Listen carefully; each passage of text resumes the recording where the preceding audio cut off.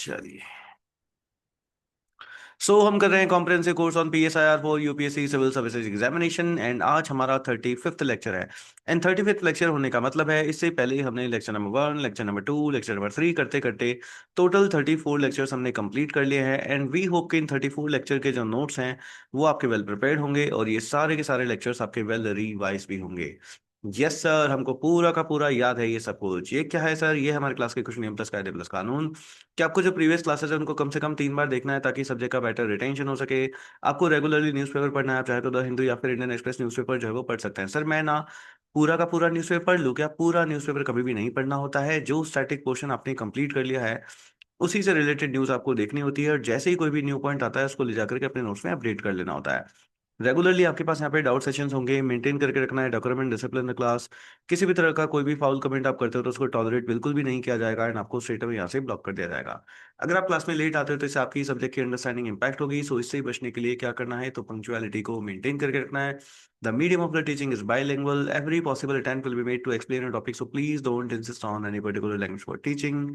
Please keep your mic off and camera on while joining the lecture. And जब कभी discussion के लिए बोला जाए तो अपने माइक को और जरूर करना है। एंड जो बैकलॉग के सब्जेक्ट हैं उनको वेबसाइट के ऊपर जा करके मेंबरशिप ले करके कंप्लीट करना है। क्योंकि अगर आपने इसको कंप्लीट नहीं किया तो जिस रेस में आप दौड़ रहे हो उसमें आप बहुत ही पीछे जो है वो रह जाएंगे। तो सर यूपीएससी कैसे होती है? यूपीएससी क्लियर करने का बहुत ही सिंपल स्टेप है। सबसे पहले आपको एक अनशेकेबल माइंडसेट चाहिए। वो अनशेकेबल माइंडसेट कब आता है? जब आपके पास एक क्लियर पिक्चर होती है कि आपकी step by step journey UPSC में क्या रहने वाली है। उसके बाद सबसे पहला काम है जीएस सब्जेक्ट्स को कंप्लीट करना। उसके बाद में ऑप्शनल को कंप्लीट करना। सर मैं ना इन सब के साथ खूब सारी आंसर राइटिंग करूंगा, मैं खूब सारे करंट अफेयर्स पढ़ूंगा, मैं खूब सारे क्वेश्चंस की प्रैक्टिस करूंगा। बस बेटा वहीं तुम गलत हो गए। सबसे पहला काम है स्ट्रॉन्ग सब्जेक्ट की फाउंडेशन लेना। सबसे पहला काम है स्ट्रॉन्ग सब्जेक्ट की इसकी फाउंडेशन लेना। ये बाकी के जितने भी ना ये सब कुछ उसके बाद की बात है। ये सब कुछ उसके बाद की बात है। पहला मैं ना आपको एक मैजिक बताऊं। देखो एक मैजिक बताता हूँ। सिंपल क्या होता है ना, लोग ना क्या करते हैं, आधा अधूरा ज्ञान लेते हैं एंड उसके बाद डायरेक्टली क्वेश्चन करने लग जाते हैं। जब मैं क्वेश्चन करूंगा, अगर मैं 10 क्वेश्चन करूं और 10 क्वेश्चन करते टाइम में अगर मुझे 7 क्वेश्चन नहीं आते तो डायरेक्टली क्या होगा, मेरा कॉन्फिडेंस बहुत डाउन चला जाएगा। यस, हमारा कॉन्फिडेंस बहुत ज्यादा डाउन चला जाता है वहां पे। और फिर पढ़ने का मन नहीं करता, लगता है यार अब, क्योंकि हमको हमारी नोट्स के ऊपर कॉन्फिडेंस नहीं आता आपके पास यहाँ पे। बट वहीं पे जस्ट जस्ट आप सोचो कि आपने एक बार आपके सब्जेक्ट्स पहले बहुत अच्छे से कर लिए एंड उसके बाद अगर आप क्वेश्चन करने के लिए जा रहे हो, 10 क्वेश्चन कर रहे हो, मान लो आपको 10 के 10 क्वेश्चन नहीं आते, आपको याद नहीं आ रहा, बट आपको ये पता है कि मेरे नोट्स में इनका आंसर है। आपको अगर क्वेश्चन नहीं भी आता ना तो भी आपका कॉन्फिडेंस बूस्ट होगा। आपको एक चीज पता चलेगी कि अगर ये कॉपी मैंने याद कर ली ना तो मैं ये सारे के सारे क्वेश्चन कर सकता हूँ। बस ये कॉन्फिडेंस चाहिए होता है। सो ये कॉन्फिडेंस कब आएगा? जब आपके इन एंड आउट सब्जेक्ट्स आपके पास सबसे पहले पूरे के पूरे जो वो कंप्लीट होते हैं। सो सबसे पहला काम है आपका सब्जेक्ट पूरे कंप्लीट करो। उसके बाद में जो है आपके पास यहाँ पे सारी की सारी चीजें होती है कि सर आंसर राइटिंग करेंगे या ब्ला ब्ला जो कुछ भी है ना, करंट अफेयर्स करेंगे एंड ऑल, वो सब कुछ उसके बाद की बातें जो है आपके पास यहाँ पे होती है। क्लियर यहाँ तक? यस सर, सब कुछ हमको क्लियर है। आप तो आगे बढ़ाओ, हमको पूरा का पूरा समझ में आ गया एंड हम आज करेंगे महात्मा गांधी जी को। Yes sir.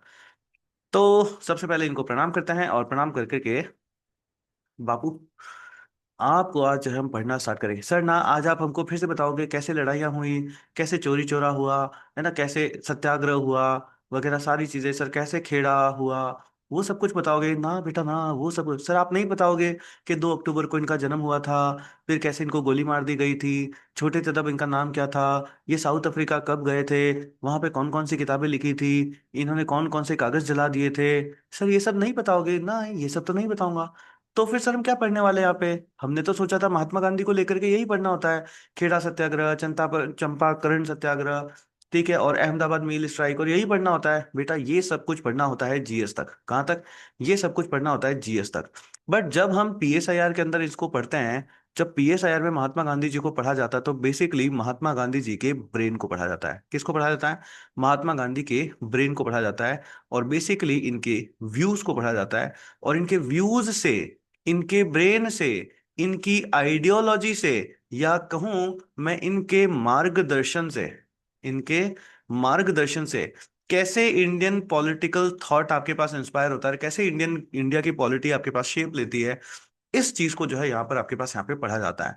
तो यहाँ पर ना आज के लेक्चर के अंदर हम कोई खेड़ा चंपारण या अहमदाबाद मील स्ट्राइक यहाँ पर नहीं करने वाले हैं। हम लोग यहाँ पे जो चीज देखेंगे वो बेसिकली देखेंगे महात्मा गांधी की आइडियोलॉजीज। ठीक है, कि एजुकेशन को लेकर के महात्मा गांधी का क्या व्यू था, स्वराज उनके लिए क्या था, सत्याग्रह उनके लिए क्या है। ठीक है, इन एंड आउट उनकी लाइफ में उन्होंने क्या चीज प्रीच करी है एंड हमको उनसे क्या लर्निंग मिलती है, और वो सारी चीजें आज भी हमको किस तरीके से इम्पैक्ट करती है। ये सारी चीजें जो है हम लोगों को यहाँ पे बैठ करके पढ़नी होती है। क्लियर सभी को यहाँ तक? तो जब भी हम पीएसआईआर के अंदर महात्मा गांधी को पढ़ते हैं तो महात्मा गांधी को हम लोग दो तरीके से पढ़ते हैं। अरे सर, आपका हमने वीडियो देख लिया था, उस वीडियो में हमको क्लियर हो गया था, आप यही बोलोगे कि महात्मा गांधी को वीडियो जब कभी भी ना सर, हाँ हम आप वही डेमो दे दो सर, जब कभी भी हम पीएसआईआर के अंदर महात्मा गांधी को पढ़ते हैं तो हम उनको दो तरीके से पढ़ते हैं। पहले हम उनको पढ़ते हैं एज एन स्पिरिचुअल गांधी। कौन सा Gandhi sir? As an spiritual Gandhi की तरह पढ़ा जाता है। एंड यहीं से ना आपके पास क्वेश्चंस भी बहुत सारे आते हैं। As an spiritual Gandhi, clear सभी को? सबसे पहले जब हम इनको पढ़ते हैं तो एज एन स्पिरिचुअल गांधी की तरफ जो है पढ़ते हैं। एंड दूसरा इनको पढ़ा जाता है Gandhi as a political leader. Gandhi as a political leader, बिल्कुल सही है सर। ये बहुत ही अच्छी बात कही सर। तो जब एल्बर्ट आइंस्टाइन से पूछा गया, सर हमको पता है उन्होंने क्या कहा, जब एल्बर्ट आइंस्टाइन से पूछा गया ये गांधी जी कौन है, तो उन्होंने कहा he is the most, sir वाइट में वाइट चला रहे हो, हाँ, he is the most enlightened of all the political mens of our time. And इनको डिस्क्राइब किया उन्होंने unsupported by an outward authority. He praise Gandhi's use of non violence और ahimsa and hoped his example would spread to resolve international conflicts without war। कैसा sir? Without war. Sir ये हो ही नहीं सकता, क्या करे बेटा? बट ठीक है, आइंस्टाइन को ऐसा लगा था। Einstein famously wrote that generations to come, it may well be, will scarce believe that such a man as this one ever in flesh and blood walked upon his earth। कि ना भूतो ना भविष्यति, कि सर ना तो ऐसा कभी हुआ है, ना ही ना सर आगे कभी जो है वो ऐसा आपके पास यहाँ पे हो पाएगा। जब रविंद्रनाथ टैगोर से भी पूछा गया तो फिर वो यही कहते हैं कि महात्मा जी जो है ना वो काफी एक क्या है, ग्रेट सोल है। कैसे है? ग्रेट सोल जो है आपके पास यहाँ पे है। तो ये तो सर इंट्रोडक्शन के नाम के ऊपर ये बोलोगे आप ये नहीं बताओगे क्या इनका पूरा नाम होतनास करमचंद गांधी था? नहीं बेटा, वो सब तो मैं जो वो हिस्ट्री के अंदर जो है आपके पास यहाँ पे पढ़ा चुका हूँ। वो सब कुछ मैं आपको हिस्ट्री के अंदर जो है वो पढ़ा चुका हूँ, ये सब यहाँ तो नहीं पढ़ाना होता। चलो सर, तो यहाँ पर हम लोग क्या करेंगे, यहाँ पर हम लोग वहां से स्टार्ट करेंगे जहां पे, जहां तक तुम जानते हो। ठीक है, यहाँ पे वहां से स्टार्ट करेंगे जहां तक ना आप जानते हैं। Okay sir, okay. और उससे आगे जो है मैं आपको बताऊंगा। तो सर आप पहाड़ बना रहे हो फिर से, नदी पहाड़ नहीं, ये एक ट्रायंगल है। और ट्रायंगल नहीं है बेसिकली आपके पास यहाँ पे गांधी होता है। ठीक है, ये क्या होता है? ये आपके पास बेसिकली यहाँ पर जहाँ आपके पास यहाँ पे गांधी होता है। तो गांधी जी ने हमको देखो क्या क्या चीजें बताई। गांधी जी ने हमको बताया सर स्वराज। क्या बताया? स्वराज। यह स्वराज को अगर मैं बेसिकली अगर मैं बोलूं तो स्वराज क्या है आपके पास? स्वराज आपके पास होता है सर सेल्फ रूल, खुद का रूल।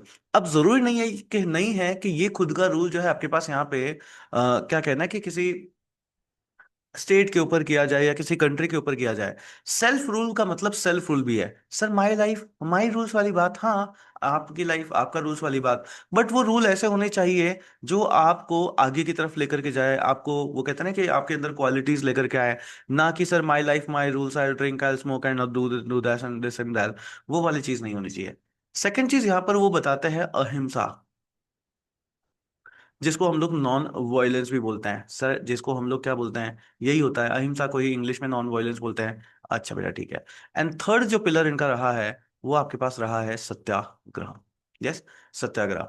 तो गांधी जी ने इन एंड आउट हम लोगों को सिर्फ ये तीन चीजें बताई है। कौन कौन सी चीजें? सर उन्होंने हमको अहिंसा बताया, नॉन वायलेंस, उन्होंने हमको सत्याग्रह बताया, एंड उन्होंने हमको स्वराज जो है आपके पास यहाँ पे बताया।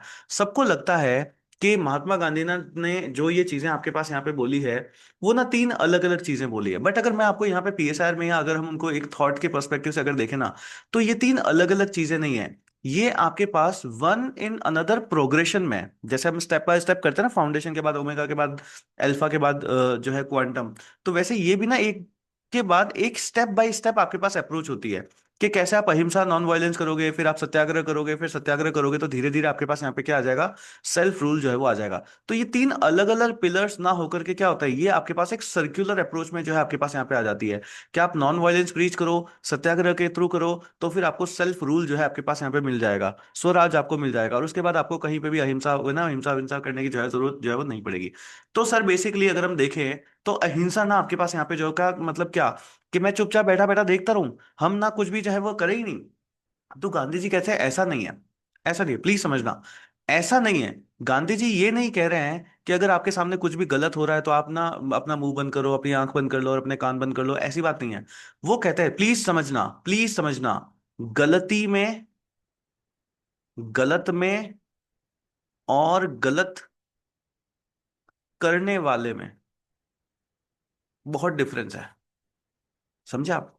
समझे ना, गांधी जी का बहुत इंपॉर्टेंट थॉट है यहाँ पे, कि सर गलती में, गलत में और गलत करने वाले में बहुत डिफरेंस है। मतलब आप ये देखो कि गलत क्या है। गांधी जी का ये कहना है अहिंसा नॉन वायलेंस का मतलब ये है कि आप ना जो गलत है, जो गलत है, आपको ना उसके अगेंस्ट होना है, कि what is wrong, what is wrong, गलत क्या है, जो गलत है ना आप उसके अगेंस्ट आपके पास यहाँ पे हो जाइए। बट प्लीज ध्यान रखना, गांधी जी कहीं पे भी ये नहीं कह रहे हैं कि जो गलत कर रहा है आपको उसके अगेंस्ट होना है। क्लियर, समझ आया? व्हाट इज रॉन्ग, आपको उसके अगेंस्ट होना है। व्हाट इज रॉन्ग, गलत क्या है उसके अगेंस्ट आपको होना है। बट गलत कौन कर रहा है, या कौन इंसान वो ये चीज गलती कर रहा है, आपको उसके अगेंस्ट नहीं होना है। क्लियर, समझ आई ये बात? समझ आई? घर पे आपको पापा बोलते हैं रात को 8:30 बजे के बाद में तुमको बाहर नहीं जाना है। अब ये बात गलत है, you can take a stand against it. ठीक है, आपको इस बात के अगेंस्ट स्टैंड लेना है कि नहीं ये बात गलत है, कहने वाले इंसान के अगेंस्ट नहीं। क्लियर, समझ आई ये बात? कि गलत क्या है ना उसके ऊपर आप फोकस करो, गलत क्या है उसके ऊपर ना आपको यहाँ पे फोकस करना है। तो आप देखोगे ये तीन अलग अलग चीजें नहीं है। अहिंसा मतलब non violence, Satyagraha and self control अलग अलग चीजें नहीं है। मैं आपको एक सर्कल में बताता हूँ, ये सारी सर्कल में चीजें हैं। तो जैसे आपको घर में बोला जाता है, मोस्टली यहाँ पे गर्ल्स स्टूडेंट्स है तो गर्ल्स को बोला जाता है ना रात को बाहर मत जाओ, ये मत करो, अकेले नहीं करना, यूपीएससी नहीं करना या वॉट एवर जो कुछ भी। तो आपको क्या करना है, सिंपल, गलत क्या है ना उसके अगेंस्ट में होना है। पेरेंट्स के अगेंस्ट में नहीं जाना है, पेरेंट्स को बस ये बात समझानी है ये बात गलत है, ये बात गलत है। क्लियर? क्या किया आपने, आपने वॉयलेंस करी क्या, मारपीट करी क्या, आपने हिंसा करी क्या? नहीं, आपने जस्ट टुक अ स्टैंड कि ये ना जो बात आप कर रहे हो ये बात आपके पास यहाँ पे जो है वो गलत है। उसके बाद ना आपको उनको क्या करना है, उसके बाद आपको सत्याग्रह करना है, सच बताना है उनको कि देखो मैं मेरे दोस्त के यहाँ पे पढ़ने जा रही हूँ तो मैं दोस्त के यहाँ पे पढ़ने ही जा रही हूँ, मैं दोस्त का बोल करके मूवी नहीं जा रही हूँ। करेक्ट, ये सिंपल सी बात। तो उनको सत्य से आग्रह करना, सत्याग्रह करना है, बार बार अपनी सच वाली जो बात होती है वो चीज उनके बाद में जो है वो रखनी है। जब आप बार बार सच सच सच सच बोलते जाओगे तो फिर एक दिन वो आपकी बात मान लेंगे, और मान लेंगे और आपको बाहर जाने देंगे, और इस तरीके से आपको क्या मिल जाएगा, सेल्फ कंट्रोल। सर ना हमारी मम्मी हमारे पापा सारी ये बातें सुन रहे हैं, वो कहाँ गई, किसके पास में उनके पेरेंट्स बैठ करके सुन रहे थे उस दिन, बोले इसकी क्लास बंद करवाओ सबसे पहले, है ना, हमारी हमारी बेटियों को हमारी अगेंस्ट में कर रहे हैं। Yes guys, am I stuck? ऐसा तो नहीं है, सही है ना, आवाज आ रही है सही से? चलो गुड बात। हाँ तो मेरे को कैमरे वैमरे बंद क्यों दिख रहे हैं सबके? कैमरा ऑन करिए सारी, please switch on your camera, please switch on your camera. तो गांधी जी यही कहते हैं कि आपको क्या करना है, वेन एवर देर इज, है ना, मान लो जैसे कोई भी अथॉरिटी है, कोई भी अथॉरिटी है, एंड ये अथॉरिटी अगर कुछ भी गलत कर रही है, ये अथॉरिटी कुछ भी गलत कर रही है, तो आपको ना इसके अगेंस्ट होना है, इसके अगेंस्ट होना है, इसके अगेंस्ट नहीं होना है, इसके अगेंस्ट होना है। तो पहले तो आप इसके अगेंस्ट हो जाओगे, बट अगेंस्ट होने का मतलब ये नहीं है कि आप वायलेंस कर दें, नहीं वायलेंस नहीं करनी है, आपको नॉन वायलेंस करनी है, लड़ना वड़ना नहीं है ना, नॉन वायलेंस। उसके बाद क्या करनी है, नॉन वायलेंस मतलब उसके सामने जाओ, एंड उसके सामने सामने जाकर के आपको ट्रुथ को रखना है, ट्रुथ को रखना है। एंड ट्रुथ को कैसे रखोगे, ऐसे नहीं ओए ये सच है यही करो, नहीं, रिक्वेस्ट करनी है। ट्रुथ को रिक्वेस्टिंग मोड में आपको पास यहाँ पे रखना है कि सर देखिए प्लीज आप जो कर रहे हो वो गलत है, आप इसको मत करिए। फिर वो मानेगा नहीं, जब नहीं माने तब भी आपको क्या करना है, तब भी आपको कंटिन्यूअसली यही करना है, ट्रुथ को रिक्वेस्ट करना है, ट्रुथ को आपको कंटिन्यूअसली रिक्वेस्ट करना है। फिर क्या होगा, फिर एक दिन जो अगला इंसान है आपके पास उसको होगा सेल्फ रियलाइजेशन, क्या हो जाएगा, उसको हो जाएगा सेल्फ रियलाइजेशन, कि भैया ये जो है वो चीज गलत है और हमको जो है ऐसा आपके पास यहाँ पे नहीं करना चाहिए। और जब उसको रियलाइजेशन हो जाएगा उसको बोलते हैं अल्टीमेट ट्रुथ, एंड इसी के थ्रू आपके पास आता है सेल्फ कंट्रोल। अब ना अगर आप इसको छोटे छोटे एग्जाम्पल से समझोगे ना, अगर आप इसको छोटे छोटे एग्जाम्पल से समझोगे ना, तो फिर तो आपको ये बात समझ आएगी नहीं। बट अगर बड़े बड़े एग्जाम्पल्स के साथ, बड़ी बड़ी चीजों के साथ अगर आप इसको समझते हो, तो फिर ना आपको ये बात बहुत ज्यादा समझ में आएगी। देखो गांधी जी अगर चाहते थे ना, गांधी जी को पता था कि ब्रिटिश, आप ना सिंपल सी एक बात समझना, आप वो 1 साल 2 साल 3 साल यूपीएससी की प्रिपरेशन करते हो और आपको एकदम से घबराहट आने लग जाती है कि सर मेरा यूपीएससी में सिलेक्शन होगा कि नहीं होगा, मुझे तो डर लग रहा है, मुझे तो आगे कुछ समझ नहीं रहा, आई am not seeing any progress और एनीथिंग। आप सोचो गांधी जी कब आए थे? 1915 में इंडिया में आ गए थे। ठीक है, 1915 में आने के बाद उन्होंने अपना सत्याग्रह वगैरह सब कुछ सब चालू कर दिया था। बट उसके बाद अगर आप देखते हो तो 1947 में हमको जाकर के जो है वो आजादी मिलती है। तो 1947 में आजादी मिली, इसका मतलब इन एंड आउट 30 ईयर्स, 30 साल, 30 साल तक का उनको आगे देखना था। करेक्ट, 30 साल। अब सोचो इस 30 साल में उनको ना भी कितने अप्स एंड डाउन्स होगा, नहीं होगा, कितने सारे डाउट्स आपके पास यहाँ पे जो आए थे। तो गांधी जी ने ना वॉयलेंस को क्यों नहीं चुना? गांधी जी को पता था कि ब्रिटिशर्स आज इतने हैवी हैं आपके पास, और इंडियंस उस टाइम में इतने वीक, या हम लोग इतने डिस्ट्रीब्यूटेड थे कि उनको पता था कि, और ऑब्वियसली ब्रिटिशर्स गवर्नमेंट थे, गवर्नमेंट है, आप गवर्नमेंट के अगेंस्ट जा ही नहीं सकते। क्यों? क्योंकि गवर्नमेंट लीगली आपको मार सकती है, गवर्नमेंट लीगली आपको मार सकती है। तो गवर्नमेंट के अगेंस्ट आप जा ही नहीं सकते। ये गांधी जी थे जिन्होंने आकर के बताया था कि भाई हमको कॉलोनाइज कर लिया गया है, हमारे ऊपर वो राज नहीं कर रहे हैं, वो हमारे ऊपर लीगली राज कर रहे हैं। करेक्ट। तो गांधी जी को पता था ना कि ये लंबा सफर होने वाला है। तो उनके सामने ना एक सबसे अच्छी जो चीज थी ना, वो थी कि उनको पता था कि कल को होना क्या है। इसी चीज से समझना, आपकी ना यूपीएससी की जर्नी बहुत आसान हो जाएगी। कि उनको ना पता था कि ये होना है, उनको पता था कि हो सकता है लंबा रास्ता रहेगा, उनको पता था कि हो सकता है लंबा रास्ता ना बड़ा लंबा रहेगा, बट ठीक है, ये काम हो जाएगा, सत्याग्रह से ना ये सारी चीजें हो जाएगी। तो उनको ने ये चीज देखी कि इंडिया के लोग उस टाइम में सत्याग्रह के लिए रेडी नहीं थे। तो अपनी जो ओवरऑल जर्नी है उसके अंदर वो क्या करते हैं, उसके अंदर सबसे पहले वो लोगों को पॉलिश करते हैं, नर्चर करते हैं। जो उनका नर्चरिंग फेस होता है ना, जिसके अंदर वो सत्य सिखाते हैं आपको, सेल्फ कंट्रोल सिखाते हैं आपको, और इस सेल्फ कंट्रोल के थ्रू ही स्वराज आता है। ये जो स्वराज है ना, इस स्वराज को भी प्लीज समझना, मैं पहले आपको थोड़ा सा पूरा समझा रहा हूं, ताकि जब आगे जब टर्मिनोलॉजीज आएगी ना वो आपको पूरी समझ में आ जाए। ये जो स्वराज है ना, ये स्वराज इंडिया के ऊपर अपना रूल लाना इज अ वेरी डिफरेंट, वो बहुत बाद की बात है, बहुत बात की बात है। पहला स्वराज का जो एलिमेंट है वो है सेल्फ कंट्रोल, कि आप खुद के ऊपर खुद का राज लो। समझे? पहला स्वराज क्या है? खुद के ऊपर। अब पहला स्वराज आप आज आज देखिए, आज आपकी लाइफ में स्वराज है कि नहीं है? जस्ट इमेजिन, आप बैठे हो और एकदम से फ्रेंड का फोन आता है, और फ्रेंड का फोन आकर के आपने 1 घंटे तक फ्रेंड से बात कर ली। आपकी आपकी लाइफ में सेल्फ कंट्रोल हुआ क्या? नहीं हुआ। यस। नहीं है ही नहीं। आप बैठे बैठे पढ़ रहे थे, आपको पता था कि पढ़ना है, टीवी के ऊपर एक अच्छा सा मूवी का ऐड आया और आप मूवी देखने लग गए, जबकि आपके कहीं से प्लान भी नहीं था मूवी देखने का। तो क्या आपका स्वराज है क्या? सही है, आपका स्वराज है ही नहीं। तो सेल्फ कंट्रोल आपके पास। तो स्वराज ना गांधी जी जब सिखाते हैं, तो गांधी जी ना स्वराज को, हम लोगों ने, आप लोगों ने अभी तक स्वराज क्या पढ़ रखा है कि सर इंडिया के ऊपर सेल्फ कंट्रोल, सेल्फ गवर्नमेंट हो, वही आपने स्वराज समझ रखा है। वो स्वराज नहीं है। गांधी जी पहले इन एंड आउट सबको डेवलप करते हैं, सेल्फ स्वराज मतलब खुद के इंडिविजुअल फ्रीडम के लिए। कि आप सबसे पहले इंडिविजुअल स्व कंट्रोल, अपने ऊपर ना अपना कंट्रोल आप अपने ऊपर लो। अब अपने ऊपर आप कंट्रोल कैसे लेंगे? तो गांधी जी इसके लिए फिर रास्ता बताते हैं कि आप सत्य बोलिए, आप अहिंसा करिए, आपको गुस्सा वगैरह आएगा तो भी आपको खुद को कंट्रोल कर करके रखना है, सत्य के मार्ग के ऊपर चलना है, मोरालिटी को अपनाना है, कुछ गलत नहीं करना है, चोरी नहीं करनी है। ये सारी चीजें ला करके वो आपके ऊपर खुद के ऊपर कंट्रोल लाने के लिए कहते हैं। अब ये क्यों? ताकि आप सेल्फ नर्चर हो। क्योंकि जब आप सेल्फ नर्चर होंगे और आपके अंदर इतना आ जाएगा ना कूट कूट करके भर के कि यार मेरे अगेंस्ट में कुछ भी हो जाए, मेरे को वॉयलेंस नहीं करनी है, तभी आप इतनी बड़ी गवर्नमेंट से आगे जाकर के लड़ सकते हो। अदरवाइज क्या होगा? गवर्नमेंट थोड़ी सी आई, थोड़ा सा गवर्नमेंट ने आपको परेशान कर दिया, आपने अगर सामने से लाठियां वाठियां उठा ली तो गए, पूरा का पूरा मूवमेंट ऐसे ही चला जाएगा। या सुनो, चोरी चोरा में हुआ कि नहीं हुआ? यस, यही हुआ।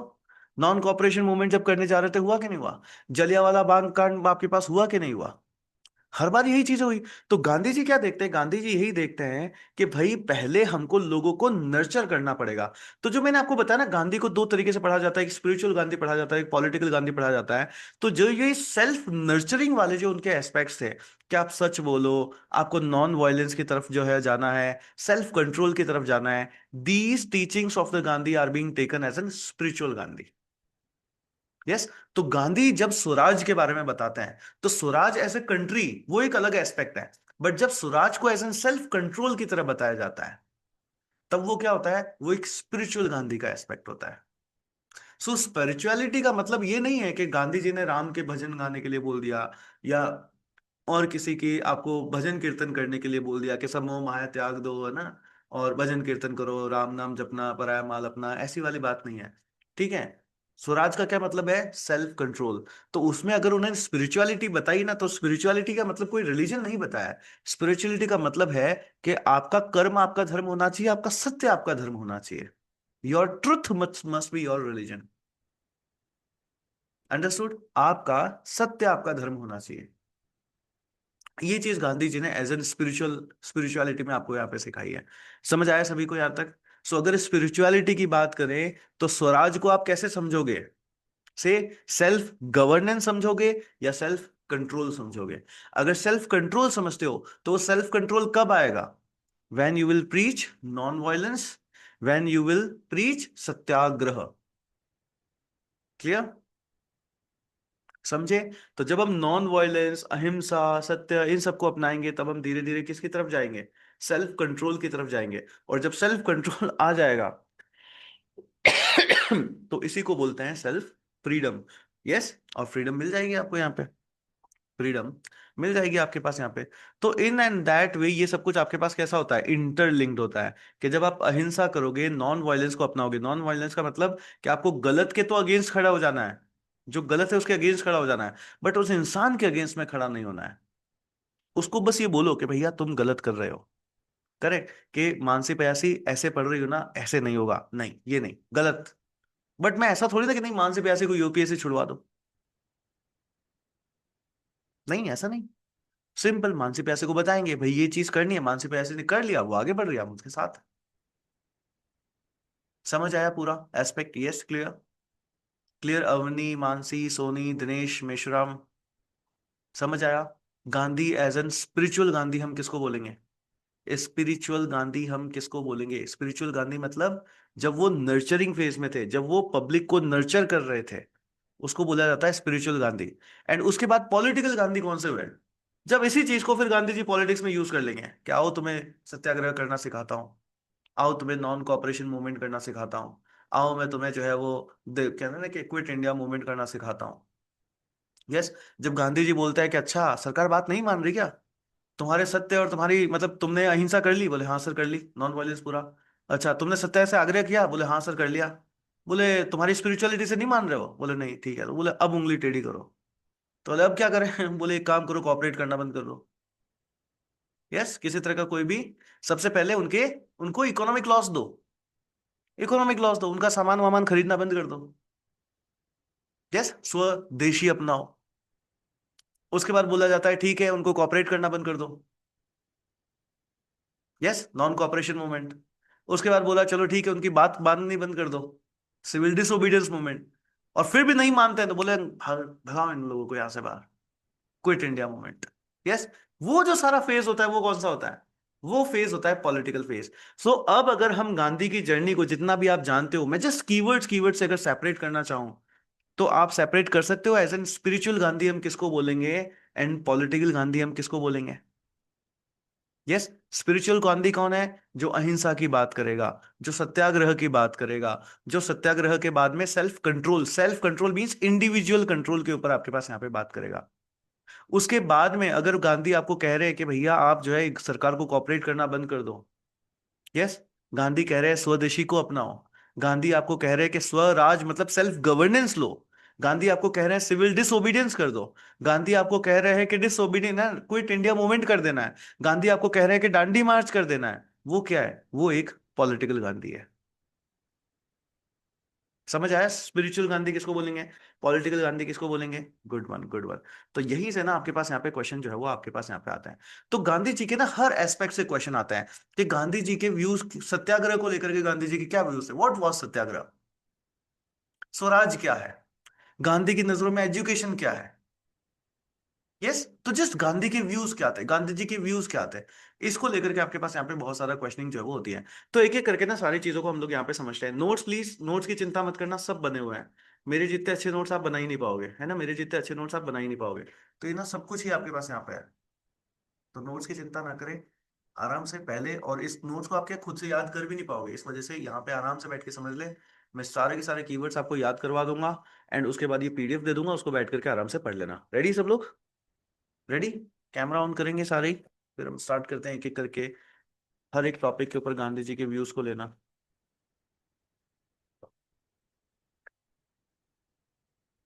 Is my energy being a bit low today? आज मैं थोड़ा सा एक्चुअली थका हुआ हूँ।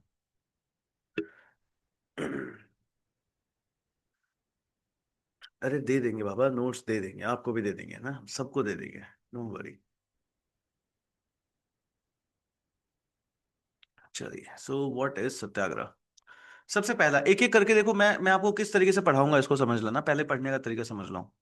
मैं एक एक करके सारे टॉपिक्स को पहले ब्लैक बोर्ड पे समझाऊंगा, ब्लैक बोर्ड को समझाने के बाद मैं उसके नोट्स से थ्रू आपको पूरी लैंग्वेज सिखा दूंगा। फिर ये नोट्स आपको मिल भी जाएंगे, आराम से बैठ करके पढ़ भी लेना, ठीक है? चलिए, और इससे सारे क्वेश्चन हो जाएंगे, इससे बाहर कुछ भी नहीं होगा। तो सबसे पहले पूछा गया कि गांधी जी, गांधी जी। तो गांधी जी बोले हाँ बेटा। तो बोले ये बताओ सत्याग्रह क्या है। यस, सत्याग्रह जो है आपके पास यहाँ पे क्या है। तो गांधी जी कहते हैं तुमने हिंदी नहीं पढ़ी क्या? मैंने कहा क्यों, हिंदी में क्या हुआ? बोले सत्याग्रह को अगर तुम संधि विच्छेद कर दो तो आपके पास आता है सत्य प्लस आग्रह। सत्य प्लस आग्रह, इसको बोलते हैं सत्याग्रह। क्या? सत्य प्लस आग्रह, इसको बोलते हैं सत्याग्रह। मतलब सच्चाई के साथ रिक्वेस्ट करो, ट्रूथ के साथ रिक्वेस्ट करो। तो बोले ट्रूथ के साथ रिक्वेस्ट कैसे करते हैं? बोले तुम बड़ी गलत रहे हो, ट्रूथ के साथ रिक्वेस्ट नहीं करनी है, ट्रूथ के लिए रिक्वेस्ट करनी है, ट्रूथ की रिक्वेस्ट करनी है। अगले इंसान को रिक्वेस्ट पूर्वक ये कहना है कि सच ये है, सही ये है, तुम प्लीज ये कर दो। क्लियर? सो सत्य का क्या मतलब हुआ? सर सत्य का मतलब हुआ बीइंग राइट। अगर कोई करप्शन कर रहा है तो उसको बोलो तुम गलत कर रहे हो, प्लीज सही करो। अपने विस्डम को यूज करना, वो भी क्या है? सत्य है। कि ऐसे नहीं भाई, ऐसे आपके पास यहाँ पे होगा। एंड खुद के एग्जिस्टेंस को बताना, वो भी क्या है? एक तरीके से सत्य ही है। यस, कि मैं हूं। यस, अगर आपको कोई आ रहा है ना, राजा साहब पहले आते थे, कोड़े मारते थे, तो वो भी क्या है? गलत है भाई, मेरा एग्जिस्टेंस है, ऐसे थोड़ी ना। तो बीइंग राइट, बीइंग विजडम, है ना, and being self aware about your self existence, इन सब के बारे में जब आप यहाँ पे बात करते हो तो ये क्या होता है? ये होता है सत्य, ये आपका सच है। देखो, सच्चाई का मतलब ये नहीं है कि गांधी जी सच्चाई का मतलब ये बोले कि पेन जो है वो किसने चुराया, वो वाला सच नहीं। सच means what is the ultimate truth. जैसे मैं आपको एक सिंपल सी बात बताता हूँ, what is the ultimate truth. एक क्वेश्चन आता है, क्या होता है? मॉडर्न हिस्ट्री आप लोगों ने पढ़ रखी है, मॉडर्न हिस्ट्री में आप लोगों को पता होगा तो राउंड टेबल कॉन्फ्रेंसेस हुई थी ना, राउंड टेबल कॉन्फ्रेंसेस हुई थी। तो पहली राउंड टेबल कॉन्फ्रेंस में कोई गया नहीं था, सेकंड राउंड टेबल कॉन्फ्रेंस होती है, तब गांधी जी को बुलाते हैं कि नहीं आओ आओ आओ वगैरह। तो वहां पे जाते हैं और राउंड टेबल कॉन्फ्रेंस होती है। इन राउंड टेबल कॉन्फ्रेंस के अंदर बात करते हैं तो गांधी जी बार बार बोलते हैं इंडिया नेशन में, ना, कि it's our nation and it's our nation and it's our nation, कि भाई हमारी कंट्री है, हमारा नेशन है, हमको ये करना चाहिए, वो करना चाहिए। तो वहां से ना सामने से ब्रिटिशर्स उठते हैं, बोलते हैं mister Gandhi, which nation you are talking about? It's we who made you the nation. Yes, क्या बोलते हैं वो? It's we who made you the nation. अभी कल की क्लास में मैंने आपको बताया ना कि भाई ब्रिटिशर्स सोचते हैं, ब्रिटिशर्स का ये मानना है कि इंडिया इंफीरियर है, इंडिया को विजडम, इंडिया को पॉलिटिकल थॉट हमने दिया है। यस, जबकि उनको ये नहीं पता था, अर्थशास्त्र, धर्मशास्त्र, सब कुछ हमारे यहाँ पे पहले से आ चुके हैं। तो उनको तो लगता है कि तुमको पॉलिटी हमने सिखाई है। यस, उनको लगता है कि हमको पॉलिटी उन्होंने सिखाई है, अदरवाइज हमको तो रिलीजन, धर्म वगैरह यही सब कुछ आता था। तो गांधी जी वहां पे उठ करके खड़े होते हैं, कहते नो, आप गलत कह रहे हो। इंडिया था, है और हमेशा रहेगा नेशन। अब ये क्या था? ये एक सत्य के अल्टीमेट ट्रुथ क्या है? तो जैसे गांधी जी के लिए सत्य क्या था, गांधी जी को पता था कि इस रास्ते पे चलेंगे तो आजादी मिल जाएगी, ये गांधी जी का सत्य था। तो जब गांधी जी से पूछते हैं ना कि सत्य एक्चुअल में है क्या, सच मतलब क्या, मतलब मैं आप किस तरीके के सत्याग्रह की बात कर रहा हूँ, कि मतलब पेन किसने चुराया, पोटली किसने चुराई, मंदिर से है ना घंटी किसने बजाई, आपके घर के बेल की कौन घंटी बजा के भाग गया, ये वाले सच। तो बोले ये सच नहीं, अल्टीमेट ट्रूथ, बोले जब सब कुछ हट जाएगा ना, उसके बाद सच क्या रह जाएगा, क्या रह जाएगा, वो सच है, आपको बस उसके लिए लड़ना है। करेक्ट, आपको उसके लिए जो है आपके पास यहाँ पे लड़ना जो है वो होता है। समझ आया ना सच क्या होगा, अल्टीमेट कि लास्ट में ना आपके पास यहाँ पे रह गया। तो सत्य का क्या मतलब है, सत्य का मतलब है, सत्य के लिए गांधी जी कहते हैं कि nothing, nothing truly exist accept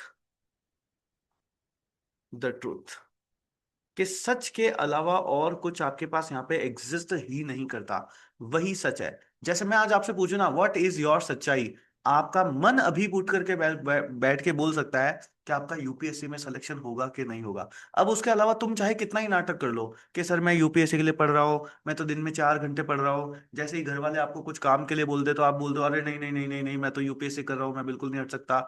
वो सब मिथ्या है, वो सब झूठ है। अल्टीमेट सच आपके मन में है, वो सच है। यस, उसके अलावा क्या है, उसके अलावा सब नाटक है, उसके अलावा सब नाटक होता है।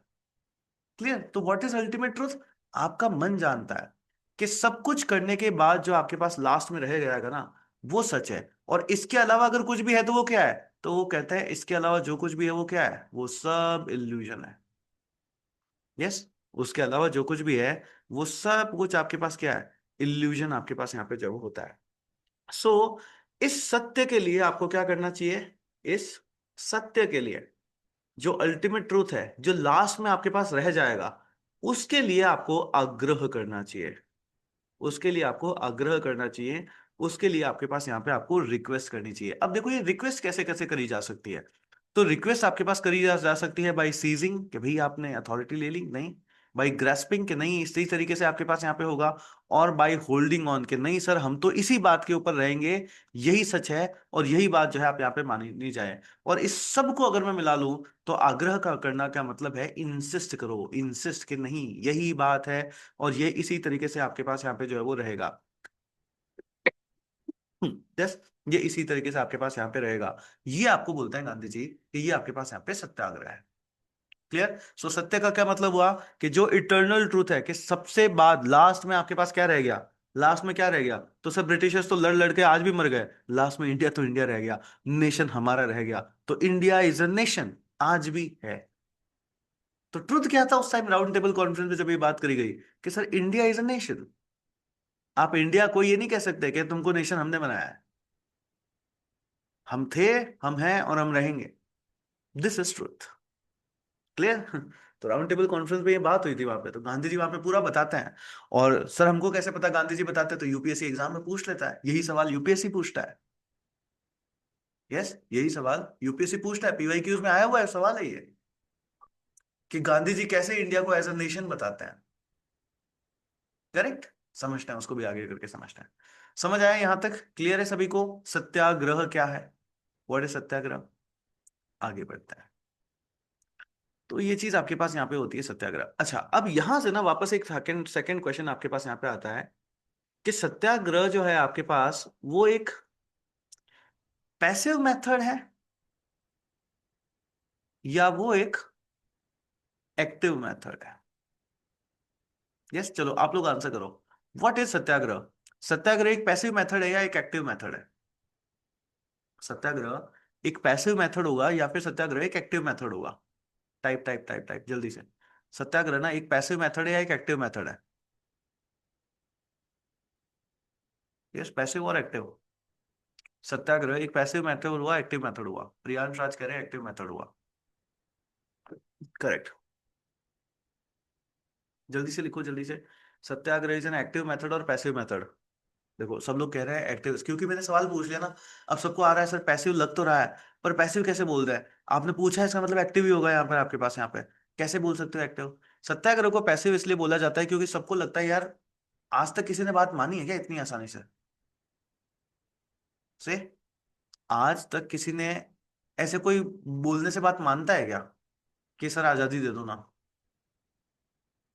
जैसे सर आजादी दे दो ना, सत्य है सर, प्लीज सर, हमको भी तो भगवान ने पैदा किया है, भगवान ने आपको भी पैदा किया है, ऐसे कैसे आप हमारे ऊपर राज कर सकते हो सर, सर आजादी दे दो प्लीज सर। यस। तो लोगों को लगता है कि सत्याग्रह ना एक बहुत पैसिव मोड है, बट जब गांधी जी से पूछा गया ना, तो गांधी जी ने करके बताया, है ना, करके बताया कि सत्याग्रह पैसिव मेथड नहीं है, एक जबरदस्त एक्टिव मेथड है। यस। सत्याग्रह एक पैसिव मेथड नहीं होता, सत्याग्रह आपके पास एक जबरदस्त एक्टिव मेथड होता है। कैसा जबरदस्त एक्टिव मेथड? क्योंकि यहां पे ना, सिर्फ प्लीज समझना इसको, यहां पे ना सिर्फ रिक्वेस्ट रिक्वेस्ट रिक्वेस्ट नहीं है, यहां पे गांधी जी ने सत्याग्रह की पूरी स्टेजेस बना रखी है। एंड गांधी जी को प्लीज एक एक मैं थॉट एक लेकर के समझता हूँ, गांधी जी एक चीज समझना हमेशा, गांधी जी को लेकर के बहुत सारे लोग गलत बोलते हैं कि वो गलत थे। ठीक है, हमेशा इस चीज का एक आंसर समझना, गांधी जी को लेकर के बहुत सारे लोग बोलते हैं कि गांधी जी गलत थे, गांधी जी ने ये गलत किया था, गांधी जी ने वो गलत किया था। आफ्टर ऑल जब कभी भी गांधी जी से ये बात पूछी जाती है कि भाई गांधी जी आपको लेकर के लोग क्रिटिसाइज करते हैं कि आपने गलत किया ये, तो गांधी जी का हमेशा एक ही चीज का कहना था कि I am not God, yes, I am a man, I am a human being, I am bound to make mistakes, but the best thing is I keep on learning, and then I have a direction, and मैं अपनी learning को, मतलब जो उस direction में मैं जा रहा हूं और कुछ गलत हो रहा है, तो मैं वापस उसको सही करके मैं जा उसी डायरेक्शन में रहा हूं। करेक्ट। एक जबरदस्त चीज जो आपको यहां पे गांधी जी से जो है वो समझनी चाहिए, जैसे कि गांधी जी ने सबसे पहले आपको को बोला कि भैया चलो ठीक है, एक काम करो सत्याग्रह करते हैं। सत्याग्रह करने के लिए गए उधर, उसके बाद में आपके पास चोरी चोरा कांड हो जाता है, तो गांधी जी ने नहीं बोला, तो लोगों को तो क्या लगा ना कि आप सत्याग्रह सत्याग्रह कर रहे थे, देखो इतना बड़ा कांड हो गया, आपकी गलती है। तो गांधी जी ने ये नहीं माना कि ओहो देखो लोग मुझे कह रहे हैं गलत है, मेरा यूपीएससी में सिलेक्शन होगा कि नहीं होगा, आज से मैं यूपीएससी छोड़ देता हूं, नहीं, उन्होंने अपनी गलती को समझा, उन्होंने समझा कि हाँ गलत हुआ है, एंड उन्होंने आइडेंटिफाई किया कि गलती क्या थी, गलती ये थी कि पीपल आर नॉट ट्रेन्ड। लोगों में अभी तक सत्याग्रह का सिर्फ मतलब है, वो खुद में सेल्फ कंट्रोल, वो स्वराज चाहते तो है पर खुद का स्वराज ही उनके पास नहीं है। गांधी जी ने उसको सही किया, एंड उसको सही किया, एंड उसको फिर वो आगे वापस वापस सत्याग्रह वाले मोड पे ही लेकर के गए, वापस उसी मोड के ऊपर वापस आपके पास यहाँ पे लेकर के जाते हैं। क्लियर? तो ये चीज थी आपके पास यहाँ पे, तो गांधी जी का क्या था कि I commit mistake but I learn and then I again go in the same direction. Clear? तो गलतियां हैं बट उसमें वापस सेल्फ लर्निंग भी है, और उसी तरीके से वापस है ना, because in it soul and truth involve. हाँ, तो ये चीज आपके पास यहाँ पे जब होती है तो उधर ही जाते हैं। तो गांधी जी कहते हैं कि सत्याग्रह ना एक बहुत ही ज्यादा जबरदस्त एक्टिव मेथड है, क्योंकि उसमें ना जस्ट वो नहीं है कि रिक्वेस्ट रिक्वेस्ट रिक्वेस्ट, उसके बाद आगे की चीजें भी, अगर आप ओवरऑल पूरा का पूरा सत्याग्रह का उनके मूवमेंट्स आप देख लो ना, तो आपको सारे स्टेप्स समझ में आएंगे कि उन्होंने अपनी हर गलती को, और ऐसा नहीं कि उनको कोई किताब से ना वो सारे के सारे स्टेप्स मिल गए और फिर उन्होंने आकर के इंडिया में उसको इंप्लीमेंट किया, नहीं, it was a directed path जिसके ऊपर चलना था, गलतियां हुई, गलतियों को सुधारा और अगला स्टेप बनाया। यस, गलतियां हुई उसी को सुधारा, उसको उन्होंने उसको अगला स्टेप बनाया। जैसे अगर रिक्वेस्ट करने से काम नहीं चला, तो उन्होंने क्या किया, बायकॉट मूवमेंट लेकर के आए, स्वदेशी लेकर के इकोनॉमी को लॉस पहचाना स्टार्ट किया। फिर भी बात नहीं चली तो नॉन कॉपरेशन स्टार्ट किया कि चलो हम इनकी बात ही नहीं मानेंगे, इनको किसी तरह का कॉपरेशन मत करो। फिर भी बात नहीं बनी तो फिर बैठ करके सोचा कि अब क्या करें, तो सिविल डिसोबीडियंस मूवमेंट लेकर के आए।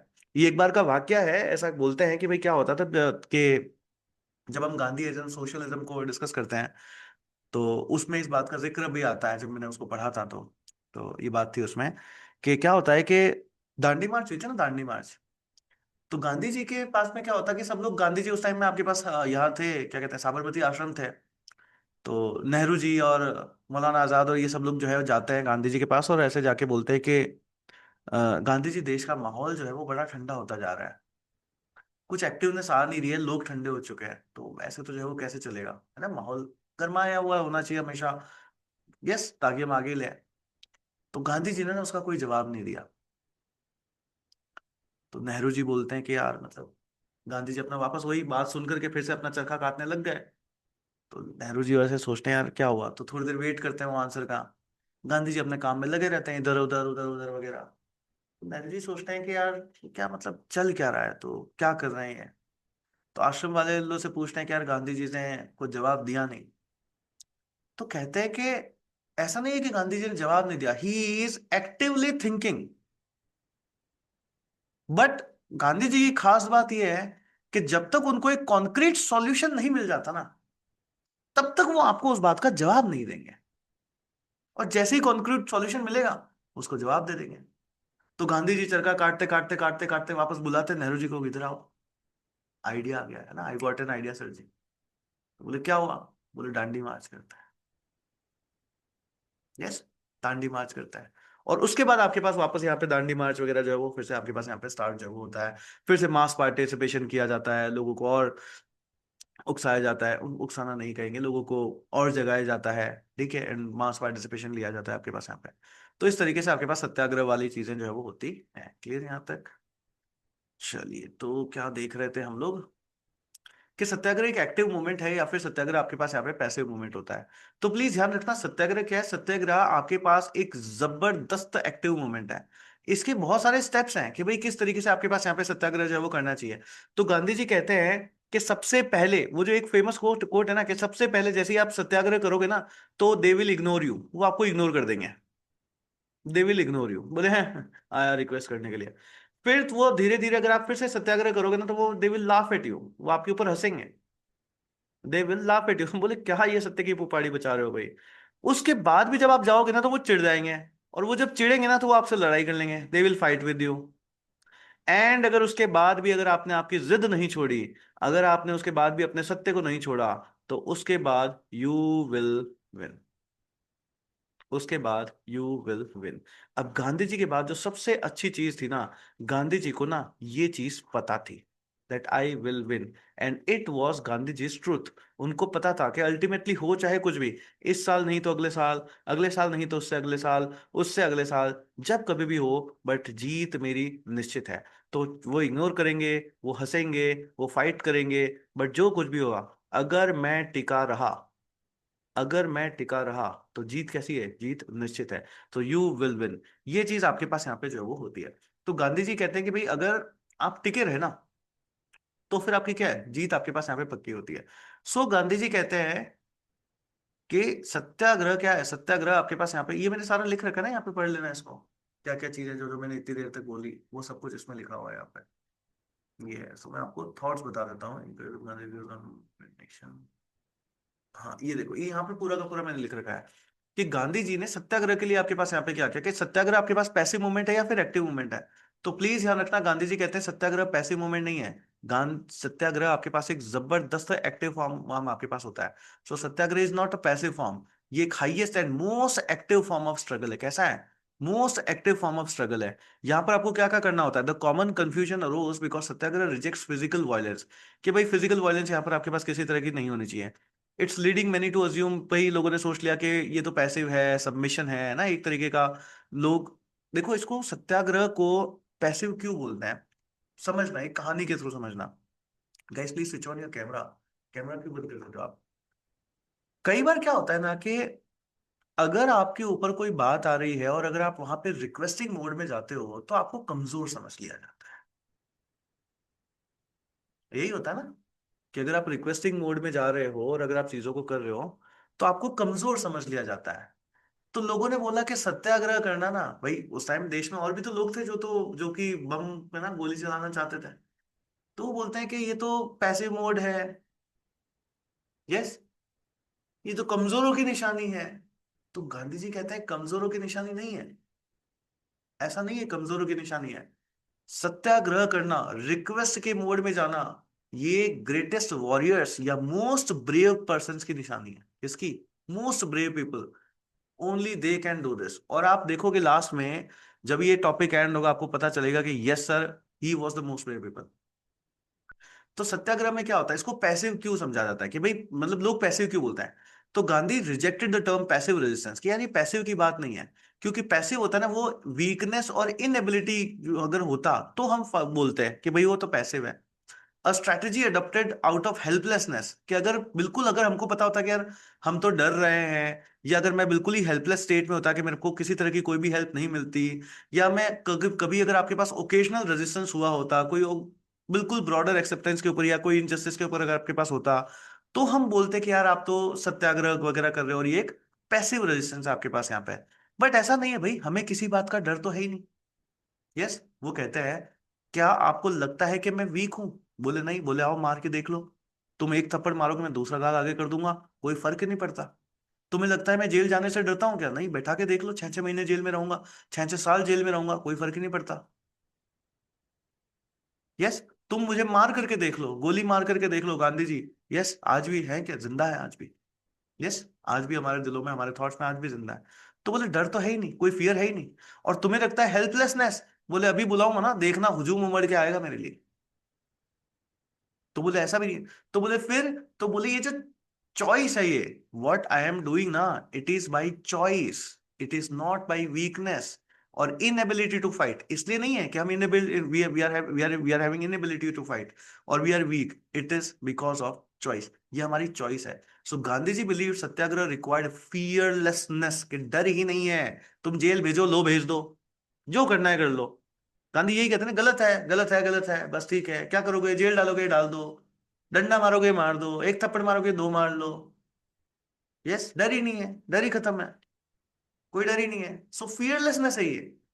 सो ये पैसिव नहीं है, ये कैसा है, ये एक्टिव है आपके पास यहाँ पे। So why satyagraha is an active form. Active form क्यों? क्योंकि इसमें जबरदस्त आपके पास चीजें हैं। सबसे पहले सिविल डिसोबीडियंस। अब ये सिविल डिसोबीडियंस ऐसा थोड़ी ना है कि किसी भी हर स्टेज के ऊपर सिविल डिसोबीडियंस आपको यहाँ पे कर देनी है। नॉन कॉपरेशन, किसी तरह का कोई कॉपरेशन, आप देखो सरकार की क्या हालत हो गई थी जब ये non cooperation movement, civil disobedience movement आपके पास यहाँ पे चले थे। बॉयकॉट मूवमेंट, इकोनॉमिक हालत, सरकार की इकोनॉमिक हालत खस्ता आपके पास यहाँ पे जो वो करके छोड़ दिया था। पीसफुल डिमॉन्स्ट्रेशन आपके पास यहाँ पे करे गए थे।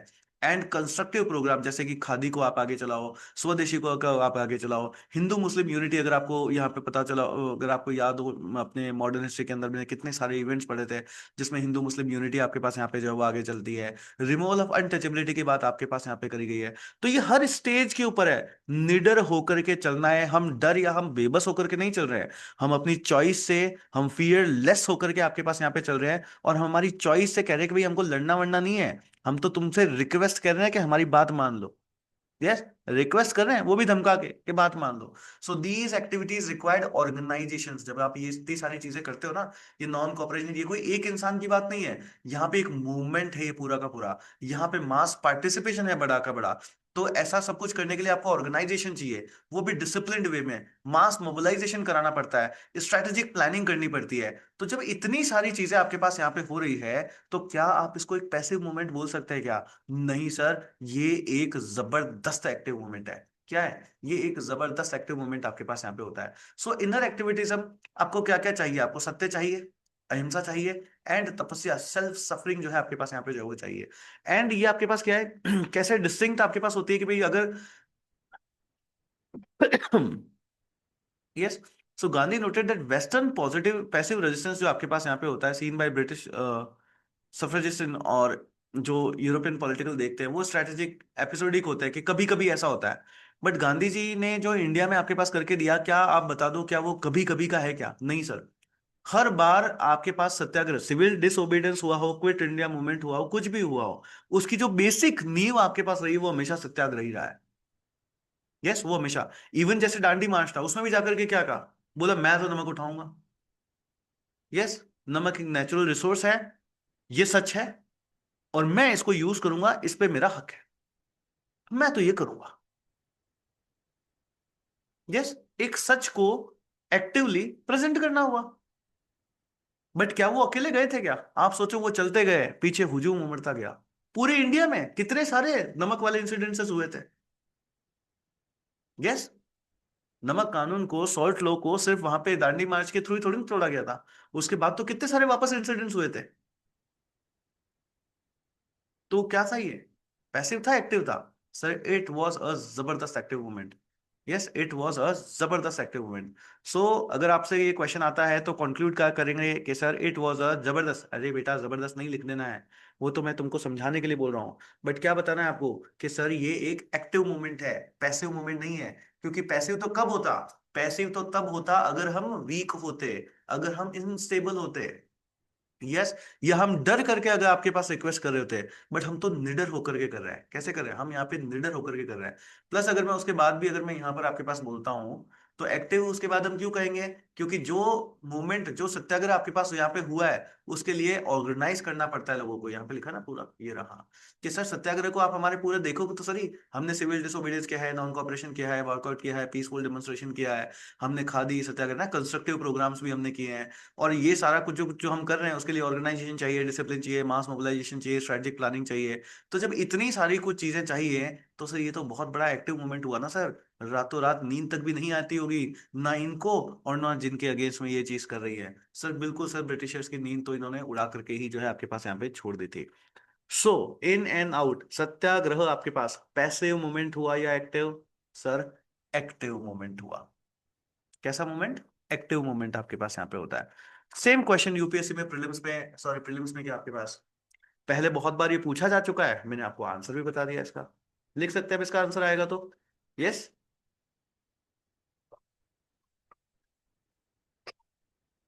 लिख सकते हैं, नहीं लिख सकते हैं? बिल्कुल लिख सकते हैं। तो आपके पास कई किसी भी तरीके से, why not passive, is it passive, is it active, कैसे भी करके क्वेश्चन जो है वो आ सकता है। लैंग्वेज बदलेगी बदलेगी, आंसर हमेशा यही रहेगा। करेक्ट, लैंग्वेज बदलेगी, आंसर जो है आपके पास यहाँ पे हमेशा यही रहेगा। सेकंड आपके पास यहाँ पे पूछा जाता है कि सर ये सत्याग्रह वगैरह ये सब कुछ क्यों करना पड़ा? तो गांधी जी से पूछा कि गांधी जी ये सब कुछ क्यों करना पड़ा? तो गांधी जी कहते हैं कि भाई इंडिया में तो ये सब कुछ इसलिए करना पड़ा क्योंकि ब्रिटिशर्स आ गए थे। तो हमने गांधी जी से पूछा कि गांधी जी ये बात बताओ, ये ब्रिटिशर्स इंडिया में क्यों आए हैं? तो कहते हैं कि भाई ये इकोनॉमी वाले थे, बिजनेस बिजनेस वाले थे, बिजनेस करने के लिए आए थे। बट उसके बाद इन्होंने को लगा कि भाई हम यहाँ पे गवर्न भी कर सकते हैं। तो इन्होंने अपने इम्पीरियलिज्म के चलते, किसके चलते? इम्पीरियलिज्म के चलते इंडिया के ऊपर अपना कंट्रोल पूरा का पूरा जो है वो ले लिया, और इंडिया को गवर्न करने जो है आपके पास यहाँ पे लग गए। और इंडिया को क्या बना लिया? सर इन्होंने इंडिया को अपनी कॉलोनी बना लिया। मैंने कहा ठीक है।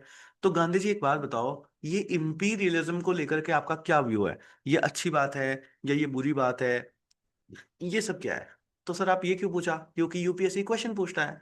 यूपीएससी क्वेश्चन पूछता है कि गांधी की नजरों में इंपीरियलिज्म क्या है। So next topic is what are the views of Gandhi over imperialism? Imperialism and colonialism, colonization. Gandhi's view over imperialism and colonization. तो सर हमने गांधी जी से पूछा, गांधी जी पूछ रहे, हाँ, तो गांधी जी से मैंने पूछा कि गांधी जी ये इंपीरियलिज्म जो है आपके पास यहाँ पे क्या होता है? तो गांधी जी ना बड़े ही सिंपल शब्द में बोलते हैं। बोले जैसे ए फॉर एप्पल होता है, और ए फॉर आगे क्या होता है? तो ए फॉर एप्पल होता है। तो वैसे ही आई फॉर आपके पास यहाँ पे इंपीरियलिज्म होता है ना, तो उसी तरीके से आई फॉर इलीगल भी होता है। मैंने कहा ये कैसी एनालॉजी है? बोले ऐसी ही है। बोले I for imperialism is I for illegal. क्या? Sir I for imperialism is I for illegal. मैंने कहा ये क्या बात हुई? बोले हाँ यही होता है, इंपीरियलिज्म इज बेसिकली इलीगल। क्या है? इलीगल पोजेशन ऑफ, ठीक है, ऑफ अ स्टेट या कंट्री या कुछ भी जो है आप यहाँ पे बोल लो इलीगल। तो मैंने बोला ये इलीगल मतलब क्यों बोल रहे हो आप इसको इलीगल क्यों बोल रहे हो, वाई इलीगल? तो बोले आप हमेशा देखो इंपीरियलिज्म या कॉलोनाइजेशन के अंदर ना आपके पास क्या होता है। ठीक है, देखो ना, समझ आ रहे हैं गांधी जी? गांधी जी कहते हैं कि इंपीरियलिज्म एंड कॉलोनाइजेशन के अंदर आपके पास यहाँ पे क्या होता है? तो मैंने बोला क्या होता है? बोले इंपीरियलिज्म एंड कॉलोनाइजेशन के अंदर आपके पास यहाँ पे एक कंट्री होती है। हाँ सर, वो एक कंट्री ना स्ट्रॉन्ग कंट्री होती है। कैसी होती है? स्ट्रॉन्ग कंट्री आपके पास यहाँ पे होती है। मैंने कहा ठीक है। तो बोले ये जो स्ट्रॉन्ग कंट्री होती है ना, ये कभी भी अपने से बड़ी स्ट्रॉन्ग कंट्री के ऊपर नहीं जाते हैं।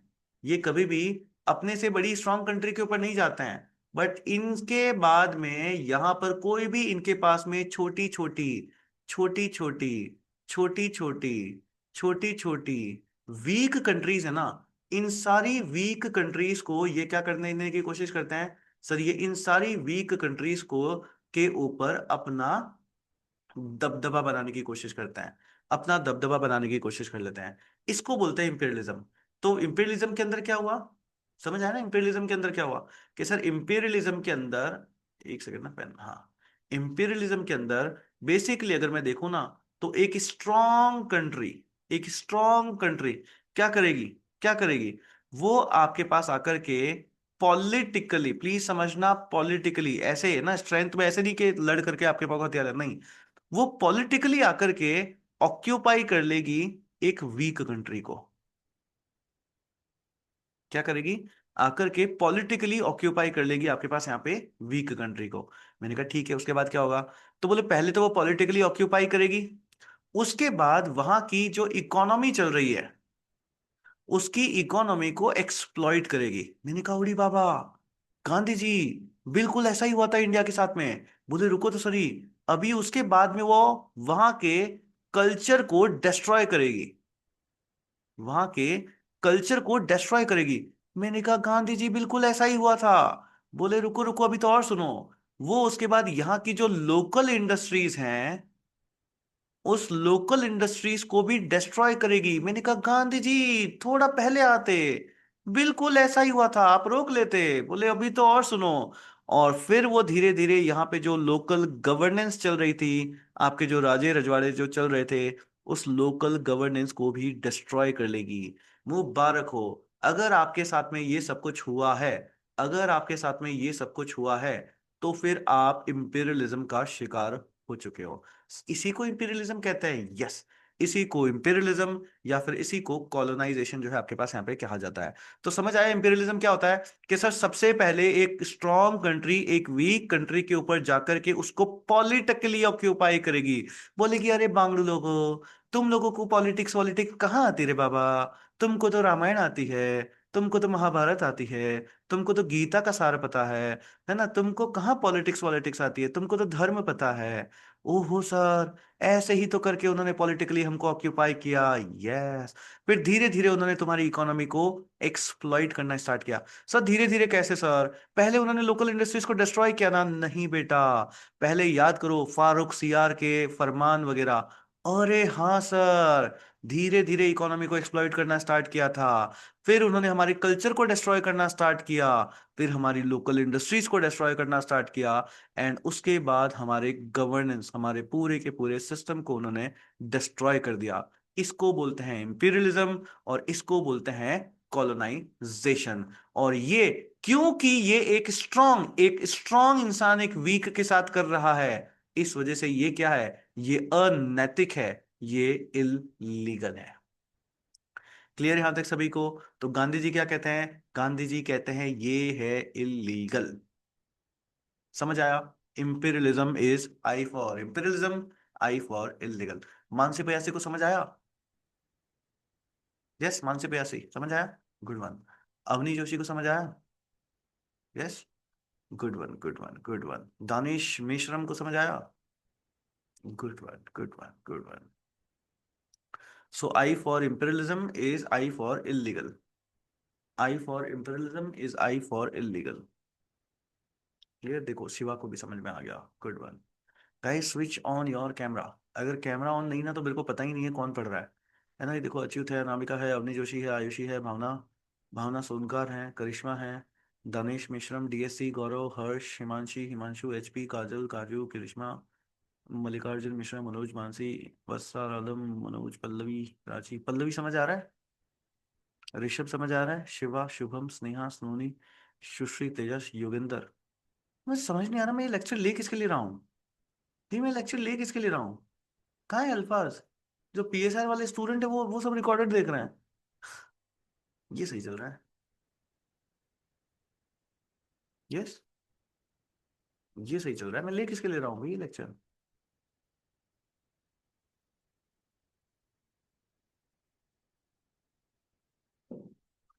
यस ऋषभ, माइक का एक्सेस लीजिए, एक बार कैमरा ऑन करिए।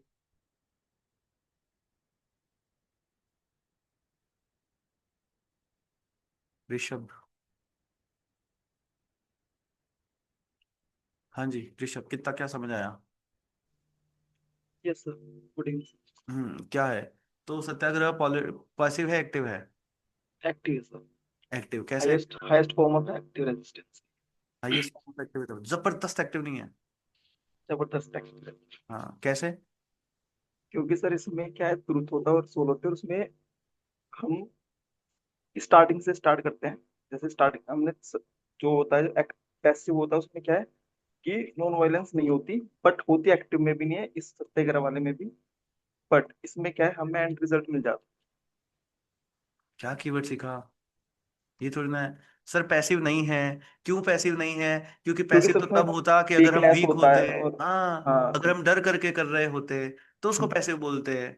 हम पैसिव थोड़ी ना है, हमने तो मास मूवमेंट किया है, हमने लोगों को इकट्ठा किया है, हम जबरदस्त निडर होकर के हम जा रहे हैं, हमने बायकॉट किया है, हमने सिविल डिसोबीडियंस किया है, हम बात नहीं मान रहे नॉट हैं, प्रोफेशनल। बस हम वायलेंस नहीं कर रहे हैं। इसलिए ये कैसा है, इसलिए ये highest form of active movement है ये। करेक्ट। और आप देख लो और किसी भी तरीके से नहीं, इसी तरीके से आपको यहाँ पे आजादी मिली है। करेक्ट, चलो good one, good one, good one. Pallavi Soni, Pallavi Soni कहाँ गए? Pallavi Soni, what is imperialism? Good evening sir. हाँ जी, इंपीरियलिज्म। Yes sir. सब सर, जब कोई स्ट्रांग कंट्री किसी वीक कंट्री को पॉलिटिकली और इकोनॉमिकली जो है एक्सप्लॉइट करती है, साथ में उसके कल्चर को डिस्ट्रॉय कर देती है, गवर्नेंस को डिस्ट्रॉय कर देती है, और हाँ, और उसकी लोकल इंडस्ट्रीज को डिस्ट्रॉय कर देती है, तब हम उसे इंपीरियलिज्म या कॉलोनाइजेशन कहते हैं। और कैसा होता ही है? इलीगल होता है sir. Good one, good one, good one, ठीक है। चलिए, तो इसी तरीके से कैमरा ऑन रखें एंड पढ़ते चलें। चलिए, गुड वन, आगे समझते हैं। चलिए, तो कितना आसान है ना, जब आपने मॉडर्न हिस्ट्री के अंदर गांधी जी को बहुत अच्छे से पढ़ रखा है तो अब हम इसको आराम से रिलेट कर सकते हैं। वैसे इतना हैवी टॉपिक भी नहीं है, अगर किसी ने मॉडर्न हिस्ट्री नहीं भी पढ़ रखी है तो भी गांधी जी के बारे में इतनी सारी चीजें तो उनको पता ही है ना, हमारी हिस्ट्री के बारे में इतनी सारी चीजें तो उनको पता ही है। तो आगे बढ़ते हैं। तो इंपीरियलिज्म को लेकर के गांधी जी कहते हैं कि I for imperialism, I for illegal जो है आपके पास यहाँ पे होता है। तो गांधी जी से पूछा गया कि भाई ये इंपीरियलिज्म फिर अगर इतना इलीगल है, इतना सब कुछ है, तो ये आया कहाँ से? तो गांधी जी कहते हैं कि ये जो इंपीरियलिज्म होता है, ये जो इंपीरियलिज्म है, इंपीरियलिज्म, हाँ, इंपीरियल, कुछ गलत लिख दिया ना मैंने स्पेलिंग, हाँ सर, लियलिज्म लिख दिया मैंने, इंपीरियलिज्म,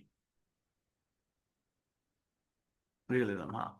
ये इंपीरियलिज्म जो है, ये बेसिकली एक बाई प्रोडक्ट है। क्या है? एक बाई प्रोडक्ट है। किसका? वेस्टर्न सिविलाइजेशन का, वेस्टर्न सिविलाइजेशन का। सो गांधी जी की नजर में इंपीरियलिज्म जो है वो वेस्टर्न सिविलाइजेशन का आपके पास यहाँ पे बाय प्रोडक्ट होता है। एंड गांधी जी कहते हैं कि जो वेस्टर्न सिविलाइजेशन है, ये मॉरल, सर बहुत ज्यादा मॉरल है क्या? नहीं, बिल्कुल भी मॉरल नहीं है। और ये जो वेस्टर्न सिविलाइजेशन है, ये एथिकल, सर एथिकल तो कम से कम होगी होगी, ये बिल्कुल भी एथिकल भी नहीं है। तो वो कहते हैं कि वेस्टर्न सिविलाइजेशन का जो बाय प्रोडक्ट आपके पास इंपीरियलिज्म है, ये ना तो आपके पास यहाँ पे मॉरल है, ना ही आपके पास एथिकल है। इनका ना सिर्फ और सिर्फ एक ही एजेंडा होता है। सर क्या agenda? Materialistic value, materialistic value. Sir ऐसे कैसे सर, हम ना इस बात को कैसे मान ले सर, हम ना इस बात को मान कैसे ले सर? बेटा ये क्या है सर? ये मेरा India, I love my India, yes sir. और ये इधर, इधर, ये ऊपर सब कुछ क्या है सर? ये वर्ल्ड है, ये वर्ल्ड है, बिल्कुल वर्ल्ड है। हम ना मॉरालिटी से चलते हैं कि नहीं चलते सर? बिल्कुल। हम राज धर्म से चलते हैं। हम एथिकल रखते हैं कि नहीं रखते सर? बिल्कुल। एथिक्स हमारे अंदर कूट कूट के भरे हुए हैं। हमने रामायण, हमने महाभारत, हमने हमारे जितने सारे रिलीजन, अर्थशास्त्र, धर्मशास्त्र में, सब में सर यही तो पढ़ा है। बिल्कुल सर। तो क्या हम कभी भी एक्सपेंशन के ऊपर गए क्या? हम इधर जाएंगे, यहाँ पे राज करेंगे? नहीं सर। हमको बिल्कुल अर्थशास्त्र में सिखाया गया है, प्लीज समझना, हमको बिल्कुल अर्थशास्त्र में सिखाया गया है how to acquire, how to expand and how to retain power. But हमने ना उसको कभी जाके टेरिटोरियल गेन्स में इधर उधर जाकर के ना हथियाया नहीं है। बिल्कुल सही बात है। बट आप क्यों? क्योंकि हमारी जो सिविलाइजेशन है, हमारे यहाँ पे जो सिविलाइजेशन है वो कैसी है? वो मोरालिटी एंड एथिक्स से गवर्न आपके पास यहाँ पे होती है ना। We have politics view, but उस पॉलिटिक्स में मोरालिटी है, एंड उस पॉलिटिक्स में हमारे एथिक्स है हमारे पास यहाँ पे। बट अगर हम वेस्टर्न सिविलाइजेशंस को देख लो, आ जाओ यहाँ पे इस वाले एरिया में, है ना, इस वाले, अब आप चाहे एंशियंट हिस्ट्री उठा लो, चाहे आप मॉडर्न हिस्ट्री उठा लो, चाहे आप मिडाइवल हिस्ट्री उठा लो, चाहे स्टोन एज उठा लो, यहाँ पे सब लोग आपस में कट कट के मरे ही है। बिल्कुल सर, इसने इसको मारा, इसने इसको मारा, एक्सपैंड करो एक्सपैंड करो एक्सपैंड करो। एंड यहीं से तो सर इन्वेजन्स हुए थे। बिल्कुल सर, यहीं से इन्वेजन्स आपके पास यहाँ पे हुए थे। तो जो मिडिवल हिस्ट्री के अंदर आपके पास यहाँ पे, एंशियंट हिस्ट्री में जो इन्वेजन्स आपके पास हुए, या मॉडर्न टाइम में हम ब्रिटिशर्स का सी रूट के थ्रू यहाँ पर आना वगैरह, उसको आप इन्वेजन बोल दो, सब कुछ आपके पास यहाँ पे हुआ है। और ये सारे के सारे कैसे थे सर? ना तो इसमें मॉरल था, ना इनमें एथिक्स था। एंड अगर आप यहाँ पे देखते हो तो ये सब कुछ ये क्यों किया इन्होंने सर? इन्होंने किया अपनी इकोनॉमी के लिए। और वो इकोनॉमी कहाँ से आती है? मेटेरियलिस्टिक व्यू से आपके पास यहाँ पे आती है। तो गांधी जी कहते हैं कि जो इंपीरियलिज्म आपके पास है, वो imperialism, I for imperialism is illegal, and वो वेस्टर्न सिविलाइजेशन का प्रोडक्ट है। एंड उसमें ना तो मोरालिटी है, उसमें ना ही एथिक्स है। और ये सब कुछ आपके पास कैसे होता है? वो सब कुछ आपके पास यहाँ पर मेटेरियलिस्टिक व्यू से आपके पास यहाँ पे होता है। आप ना, अगर आप चाहो ना, तो इसको फेमिनिज्म से भी आप यहाँ पे कनेक्ट कर सकते हो। आप देखते हो ना, इंडिया में ना एक फेमिनिज्म में अगर हम बात करें, तो इंडिया में ना आपके पास एक घूंघट प्रथा चलती है ना, घूंघट प्रथा। वही घूंघट प्रथा आप देखो, आपने कभी भी रामायण देखी, आपने महाभारत देखी, सब देखा। आपने रामायण महाभारत में कभी भी सीता भगवता माता को, या इवन द्रौपदी को, कभी भी किसी से भी घूंघट निकालते हुए देखा है क्या? यस। आपने हमारे मंदिरों में देखा, इतने सारे हमारे, है ना, ये इतने सारे पुराने पुराने मंदिर हैं, हमारी इतनी पुरानी पुरानी मूर्तियां हैं। कहीं में भी किसी भी मूर्ति में जहां पे आप देखते हो ना, वहां पे लेडीज भी है ना, मतलब भगवान है, दोनों देवी देवता है, दोनों ही हैं। किसी में भी आपने, किसी राजा किसी रानी की मूर्ति में आपने कहीं पे भी देखा हो, कहीं पे भी आपने घूंघट प्रथा देखा है क्या? नहीं। ये घूंघट कब आया? घूंघट कब आया? जब इंडिया के ऊपर वेस्टर्न अटैक्स होने लगे। यस। तो इज्जत, अपनी इज्जत को बचाने के लिए औरतों ने क्या किया था? घूंघट का सहारा आपके पास यहाँ पे जो है वो लिया था। तो तब आया। तो इवन हमारे यहाँ पे जो फेमिनिज्म जब हमारे पास था, वो तो एथिक्स एंड मोरालिटी से चलता था। बट जब वो लोग यहाँ पर आए, तब हमको इसको डिग्रेड करना पड़ा, और उससे उन्होंने क्या किया? हमारे कल्चर को भी डिस्ट्रॉय किया। क्या कि नहीं किया? यस। ये आपके पास होता है पूरा का पूरा इंपीरियलिज्म। क्लियर सभी को यहाँ तक? Yes, clear. तो गांधी जी ना एक बड़ा अच्छी सी बात कहते हैं कि अगर तुम अपने कोर्टयार्ड में, कई सारे लोग होते हैं ना, जैसे एक वो बोलते हैं ना कि अगर तुम किसी और के लिए गड्ढा खोदोगे तो उसमें तुम खुद भी गिर सकते हो। तो वो बात ना ऐसे समझ नहीं आती, बट गांधी जी बहुत अच्छे से समझाते हैं कि अगर तुम तुम्हारे चौक में सांप पालोगे इस इरादे से, अगर तुम तुम्हारे बाड़े में सांप पालोगे इस इरादे से कि वो पड़ोसी को डस ले, तो बेटा तुम भी खतरे में ही जी रहे हो। है कि नहीं है? तो बेटा तुम भी खतरे में ही जी रहे हो। वो किसी दिन तुमको भी, सांप नहीं पहचानता, सांप नहीं पहचानता कि अपना कौन है पराया कौन है। वो तुम्हें भी जो है आपके पास यहाँ पे डस लेगा किसी दिन। तो ये आपके पास गांधी जी जो है आपके पास यहाँ पे अब तो आप बोलोगे सर ये बात आपने क्यों कही? ये वाली बात यहाँ पे कहाँ पे लागू होती है? तो यहाँ पे गांधी जी का थर्ड व्यू आता है इंपीरियलिज्म को लेकर के। फोर्थ व्यू, पहला व्यू आपके पास हो गया इंपीरियलिज्म क्या है, जो मैंने आपको समझाया। Second, imperialism is a by product of western civilization which is neither having moral nor having ethics. Third आपके पास है ना, और उनका सिर्फ मेटरलिस्टिक होता है।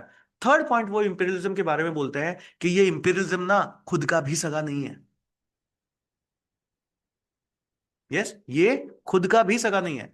सो इस ये जो मेटलिस्टिक को लेकर के जो व्यूज हैं, जब इतना इंसान ग्रीडी हो जाता है, तो वो खुद के लिए भी ठीक नहीं है। तो जो कंट्रीज, जो ये कॉलोनाइजेशन जिन लोगों ने, ब्रिटिशर्स ने वगैरह ने किया, आप देखो वो आपस में खुद भी तो कट करके मरे ही हैं उसके बाद। यस, पूरा का पूरा आप देखो, वर्ल्ड हिस्ट्री पूरी की पूरी उस वेस्टर्न यूरोपियन उधर उधर से सेंट्रिक ही है आपके पास पूरी की पूरी। कितनी लड़ाइयां देखी है। यस, तो गांधी जी समझाते हैं कि ये किसी के सगे नहीं है। अगर आप अपने चौक में सांप पाल रहे हो कि वो पड़ोसी को काटे, तो जिस दिन पड़ोसी को काट लेगा, अगले दिन तुम भी खतरे में हो। है ना? अगले दिन आएगा, हाँ जी भैया दूध है क्या? बोले हाँ अभी लेके आ रहे हैं। बोले तब तक थोड़ा सा तुम्हें तो पी लें। करेक्ट। तो ये चीज आपके पास यहाँ पे जो है वो चलती है। सो ये है गांधी जी के views over imperialism. Gandhi ji के व्यूज ओवर इंपीरियलिज्म समझते हैं। चलो बाद में समझते हैं, पहले अभी थोड़ा और स्क्रीन पेपर देख लेते हैं। So this is Gandhi's views over imperialism. तो फिर क्या होता है आपके पास यहाँ पे? तो नेक्स्ट आपके पास आता है, क्वेश्चन आता है, यूपीएससी पूछता है, India as a nation, yes, India as a nation, कि गांधी जी इंडिया को एज अ नेशन कैसे देखते थे। अब देखो ये क्वेश्चन कहाँ से उठाया, तो इसके बारे में आपको पहले ही बता चुका हूँ कि जब राउंड टेबल कॉन्फ्रेंसेस हुई थी ना, तो फर्स्ट में कोई गया नहीं था। जब सेकंड में जब गए तो गांधी जी ऐसे बोलने लगे कि भाई हमारे नेशन में, हमारे नेशन में, हमारे नेशन में। तो फिर वहां से वो ब्रिटिशर्स उठ करके बोलते हैं, hey mister Gandhi, which nation you are talking about, you are not at all a nation, है ना, you people are not a nation, it's we who have taught you polity, you were just concerned about religion, धर्म, कर्म, पुनर्जन्म, है ना, ये जन्म वो जन्म। उसमें तो गांधी जी उठ करके बोलते हैं, नो, ऐसा नहीं है, ऐसा नहीं है। गांधी जी कहते हैं इंडिया ही एक नेशन है, इंडिया नेशन था, इंडिया नेशन है, और इंडिया नेशन रहेगा। क्लियर। अब इसको डायरेक्टली हम स्लाइड से ही कर लेते हैं फटाफट ना, आराम से आपको पूरा समझ में आ जाएगा। ये कहाँ गया, ये रहा सर।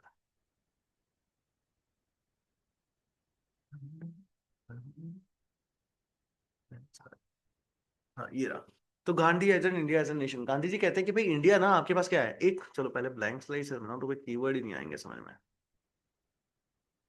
तो गांधी जी कहते हैं कि भैया नेशन ना, प्लीज समझना एक एक कीवर्ड ना मैं आपको, क्योंकि टेक्स्ट है ना आपको याद नहीं होगा, टेक्स्ट है ना आपको याद नहीं, एक बार कीवर्ड्स याद हो जाएंगे उसके बाद टेक्स्ट को देखोगे आपको बहुत अच्छे से पूरा समझ में आ जाएगा। ठीक है, तो एक बार कीवर्ड से समझ लेते हैं, थोड़ा सा लंबा होगा लेक्चर, कोई बात नहीं। तो गांधी जी कहते हैं कि भैया नेशन जो होती है ना, नेशन किसको कहते हो तुम। तो गांधी जी कहते हैं nation comes from a shared identity. Please ध्यान रखना, क्या है keyword, shared identity is a keyword, कि nation comes through a shared identity. क्या होता है, nation comes through a shared identity, कि नेशन जो आपके पास होता है ना, वो एक शेयर्ड आइडेंटिटी से आता है, वो एक इंडिविजुअल आइडेंटिटी से आपके पास यहाँ पे नहीं आता। यस, वो एक इंडिविजुअल आइडेंटिटी से आपके पास यहाँ पे नहीं आता। गांधी जी कहते हैं कि जो इंडियंस हमारे पास यहाँ पे हैं, they Indians are bound together. कैसे हैं, they are bound together from ancient civilization, कि जो पुरानी से पुरानी सिविलाइजेशन चल रही है ना, वहां से इंडिया कैसा है, इंडिया आपके पास यहाँ पे बाउंड है, इंडिया आपके पास पूरा का पूरा ऑलरेडी जो है वो बंधा हुआ है एक दूसरे से। तो वो कहते हैं कि भाई एंशियंट सिविलाइजेशन से भी हम लोग यहाँ पे कैसे हैं, बाउंड है। इवन बिफोर, जब तक वेस्टर्न सिविलाइजेशंस ने जब अपनी पॉलिटिकल स्टडी करी, एंड पॉलिटिकल स्टडी करके जब उन्होंने नेशन वर्ड को डिफाइन किया था ना, उस नेशन वर्ड को डिफाइन करने से पहले भी India was bound together and it was acting as a nation. क्या था, India was bound together and it was acting as a nation. Clear यहां तक सभी जाया। यस। तो ये बात आई। फिर बात आती है कि भाई ये जो वेस्टर्न सिविलाइजेशंस होती है ना, वो सिर्फ एक सिंगल यूनिटी के अंदर बिलीव करती है, और उसी को वो नेशन कहते हैं। सिंगल यूनिटी कौन सी, पॉलिटिकल यूनिटी। सिंगल यूनिटी कैसी, पॉलिटिकल यूनिटी। तो गांधी जी कहते हैं कि भैया तुम किसकी बात कर रहे हो, तुम पॉलिटिकल यूनिटी की बात कर रहे हो। बोले वो तो एंशियंट में ही था, वो तो हमारे पास एंशियंट में ही था। बट इंडिया ना सिर्फ पॉलिटिकली यूनाइट नहीं है, इंडिया सिविलाइजेशनली यूनाइट है ना। आज भी हम इंडिया में देखते हैं तो हड़प्पा मोहनजोदड़ो वाली इंडस वैली सिविलाइजेशन, बस वहीं से हम सारे के सारे खुद को यूनाइटेड मानते हैं। बट अगर आप इसके साथ में देखो तो इंडिया स्पिरिचुअली यूनाइट है। उसके साथ साथ अगर आप देखो तो इंडिया मॉरली भी यूनाइट है ना। तो इंडिया में सिविलाइजेशनल यूनिटी है, स्पिरिचुअल यूनिटी है, मॉरल यूनिटी है, ये सब कुछ आपके पास यहाँ पे चलती है। सर ना स्पिरिचुअल यूनिटी कैसे है, आप ना हमको ना समझाओ थोड़ा सा। आप मेरे को एक बात बताओ, जस्ट समझना। इंडिया में ना अगर मैं आप लोगों से पूछूं, इंडिया में ना अगर मैं आप लोगों से पूछूं, हम बेसिकली इंडियंस में जो हिंदू है हम सब महादेव के भक्त होते हैं ना। मेरे को चैट बॉक्स में बताओ ज्योतिर्लिंग कहाँ कहाँ पे है, इंडिया में ना ज्योतिर्लिंग कहाँ कहाँ पर है। इस चैट में सब लोग लिख करके बताओ, इंडिया में ना ज्योतिर्लिंग कहाँ कहाँ पर है। जरा सोचो और बताओ इंडिया में ज्योतिर्लिंग कहाँ कहाँ पर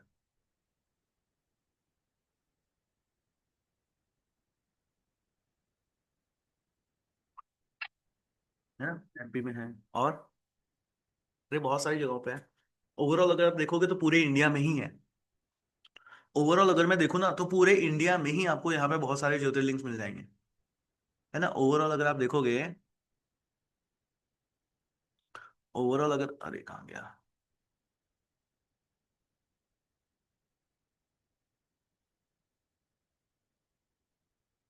ओवरऑल देखते हो ना, तो हर जगह, हर जगह कहीं पे भी आप देख लो, आपको ज्योतिर्लिंग मिलता ही मिलता है, ज्योतिर्लिंग मिलता ही मिलता है। अब मेरे को जस्ट एक बात का जवाब देना, अलग अलग जगह पे ज्योतिर्लिंग क्यों है? यस, अलग अलग जगह पे ज्योतिर्लिंग क्यों नहीं है? सब ज्योतिर्लिंगों को एक ही जगह पे क्यों नहीं रख दिया गया? से टोटल 12 ज्योतिर्लिंग है, 12 जगहों की जगह एक ही जगह पे सारी रख देते हैं, अलग अलग जगह पे क्यों है? क्यों? क्योंकि हम एक है, हम एक जैसे हैं, हम एक जैसे हैं तो हम सारी एक जैसी चीजें करते हैं। करेक्ट, हम एक हैं, हम एक जैसे हैं तो हम एक जैसे सारी चीजें हैं। तो क्या हम स्पिरिचुअली यूनाइट नहीं हुए? यस, स्पिरिचुअली यूनाइट हुए कि नहीं हुए? 12 ज्योतिर्लिंगों में 12 जगहों के ऊपर आप देखते हो तो सब जगह एक ही जैसी चीज होती है कि नहीं होती है? करेक्ट। यस, एमपी है, यूपी है, महाराष्ट्र है, इन सब में, गुजरात में है, उत्तराखंड में है। क्लियर? अब आप एमपी से उत्तराखंड में आप चले जाओ, ज्योतिर्लिंग दोनों को एक ही जगह रख देते हैं, बट महादेव भक्त के भक्त अगर आप देखोगे, दोनों जगह पे सेम ही होंगे ना, एक ही तरीके से पूजा होती है दोनों जगह पे ही। यस, होती है नहीं होती? होती है, बिल्कुल एक ही जगह तरीके से होती है आपके पास यहाँ पे। तमिलनाडु चले जाओ, एक ही तरीके से पूजा होती है आपके पास, है ना? शिव जी को जला ना, जो कहते हैं ना पंचामृत का अभिषेक, जल अभिषेक, हर जगह कहीं पे भी चले जाओ शिवलिंग के आगे आपको जो है नंदी मिलेंगे, हर जगह एक जैसा ही है कि नहीं है? तो हम स्पिरिचुअली यूनाइट हुए कि नहीं हुए? स्पिरिचुअली यूनाइट हुए। यस। बुद्धिज्म को जब प्रचार करना था, जब बुद्धिज्म आया एंशियंट टाइम में, जब बुद्धिज्म का प्रचार आपके पास हुआ, तो वो हमारे पास यहाँ पे इंडिया में नीचे की तरफ आपके पास पूरे एक्सपैंड हुए, वो ऊपर की तरफ उधर क्यों नहीं गए? अरे भाई, हम हमारे लोगों के पास ही तो जाएंगे सबसे पहले। We will go to our near ones and our dear ones, जहां पे हमारा हक चलेगा, जहां पे हम खुद को सेफ फील करेंगे, जहां पे हमको लगता है कि मैं वहां पे जा सकता हूं। और मैं कहाँ जा सकता हूं? अपने स्टेट में, अपनी कंट्री में, अपने जनपद में, अपने देश में ही तो जा सकता हूं। तो अगर उस टाइम में बुद्धिज्म अगर आपको नीचे इतना फैलता हुआ मिला, तो क्या इसका मतलब ये नहीं कि इंडिया इसका मतलब इतना बड़ा था? यस। एंड अगर कोई मेरे से अखंड भारत की पिक्चर पूछ ले, तो अखंड भारत तो अपने आप में कितना बड़ा था, है ना? ऊपर नीचे आसमान के मतलब ऊपर से चाइना का भी कितना सारा पार्ट लो, पाकिस्तान का भी, अफगानिस्तान का, इधर से बांग्लादेश बांग्लादेश सारा कुछ ही ले आओ, अखंड भारत में तो वो सब कुछ ही आता था। अब ब्रिटिशर्स उनके आगे इतने से हैं, अब वो हमें बताएंगे क्या कि हम नेशन है कि नहीं है? से वो बताएंगे हमें कि हम नेशन है कि नहीं है? तो गांधी जी ने उनको बताया है कि वी आर, मतलब we were, we are and we will, हम नेशन थे, हैं और हमेशा से रहेंगे। तो ये चीज आपके पास होती है। ब्रिटिशर्स कहते हैं, ब्रिटिश तो समझ आया ना ये, कि सर अगर मैं स्प्रेड वाइज देखूं तो सारी चीजें यहां से इधर इधर स्प्रेड क्यों हो रही है? क्योंकि ये हम हैं, ये हम हैं एज अ नेशन, इसलिए हम यहां पे जा रहे हैं। अदरवाइज आप तो कहीं नहीं गए, डर लगता था कहीं पे भी जाने से। यस। ब्रिटिशर्स कहते हैं कि इंडिया में ना आपके पास एक डाइवर्स कंट्री है। इंडिया कैसी है? एक डाइवर्स कंट्री आपके पास है। गांधी जी कहते हैं डाइवर्सिटी है, बिल्कुल है। समझना ना, गांधी जी के व्यूज को समझना। गांधी जी कहते हैं कि no doubt there is diversity, diversity है, but this diversity is not destroying our nationhood. ये डाइवर्सिटी हमारे नेशनहुड को डिस्ट्रॉय नहीं करती है। आप देखो, पंजाब में किसी पंजाबी को देख लो, यस, राजस्थान में किसी राजस्थानी को देख लो, यस, मराठा महाराष्ट्र में किसी मराठी को देख लो, बांग्लादेश में किसी बंगाली को देख लो, तमिलनाडु में किसी तमिल को देख लो, किसी को भी देख लो, है ना? कहने में वो पंजाबी होगा, राजस्थानी होगा, गुजराती होगा, मराठी होगा, तमिलनाडु का तमिल होगा, कुछ भी आपके पास यहाँ पे होगा, बट आफ्टर ऑल कभी भी उससे पूछोगे ना, इंडिया कम्स फर्स्ट होता है सबके लिए। सबके लिए ही हमारे पास यहाँ पे इंडिया कम्स फर्स्ट होता है। और मेरे को एक बात बताओ, ये इंडिया कम्स फर्स्ट आज के टाइम में क्या आपको मोदी जी ने आकर के बोला है क्या? नहीं ना, it is in our blood, it is in our blood. शुरू से बचपन से ही हमारे हमारे टिल्लू है, इतना सा है, इंडिया इंडिया करता है, इंडिया का मैच होता है तब। यस, करता है, क्यों? ब्लड में है, नेशनहुड हमारे ब्लड में। तो ये जो डाइवर्सिटी है, ये हमारे नेशनहुड को डिस्ट्रॉय नहीं कर रही है। हम इतने डाइवर्स होने के बाद में भी क्या है, स्ट्रॉन्ग स्ट्रॉन्ग है, हम एक साथ है। तो ये जो डाइवर्सिटी है वो हमारे नेशनहुड को क्या है, हार्म नहीं कर रही है, यही हमारी स्ट्रेंथ है। सो इंडिया क्या है, इंडिया एक नेशन है विद डाइवर्सिटी। इंडिया नेशन है, डाइवर्सिटी है। गांधी जी कहते हैं कि हिंदू मुस्लिम सिख ईसाई कुछ भी हो, कुछ भी ले लें, है ना, आप चाहे हिंदू ले लो, आप चाहे मुस्लिम ले लो, आप सिख ले लो, आप क्रिश्चियन ले लो, they all are son of same motherland. एक ही तरीके की, एक ही मातृभूमि के बच्चे हैं सब के सब, एक ही मातृभूमि के बच्चे हैं सबके सब। सो ये जो डाइवर्सिटी है वो क्या है, वो हमारी स्ट्रेंथ है, वो हमारी स्ट्रेंथ है हमारे पास यहाँ पे। यस, वो हमारी स्ट्रेंथ है। फिर वापस ब्रिटिशर्स आते हैं। ब्रिटिशर्स कहते हैं कंट्री किसको बोलते हैं भैया? बोलते हैं जहां वन लैंग्वेज हो, जहां पे वन रिलीजन हो, और जहां पर वन रेस हो, उसको हम एक नेशन बोलते हैं। इनको बताओ हमारा एक बड़े से मुल्क है जहां पे वन लैंग्वेज है, वन रिलीजन है और वन रेस रहती है, आप उसको नेशन बोलते हो। वो आज खुद की कंट्री को बचा भी पा रहा है क्या? हाँ, है ना, एक पड़ोसी हमारा ऊपर में कंधे पे लिए बैठे हैं हम उसको, है कि नहीं है? वन लैंग्वेज है, वन रिलीजन है, सब कुछ है, बचा भी पा रहा है क्या? नहीं। तो गांधी जी कहते हैं ऐसे कुछ नहीं होता, वन लैंग्वेज वन रिलीजन से कुछ नहीं होता, बोले देयर मस्ट बी डाइवर्सिटी। तो गांधी जी कहते हैं कि इंडिया में ना, we have unity, and this unity comes from shared culture. कहां से आता है?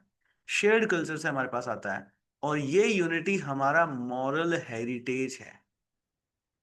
क्या है? मॉरल हेरिटेज हमारे पास है। और क्योंकि our unity comes from shared culture, from marriage, sorry not marriage, moral heritage, therefore India is not just a nation, but India is a spiritual nation।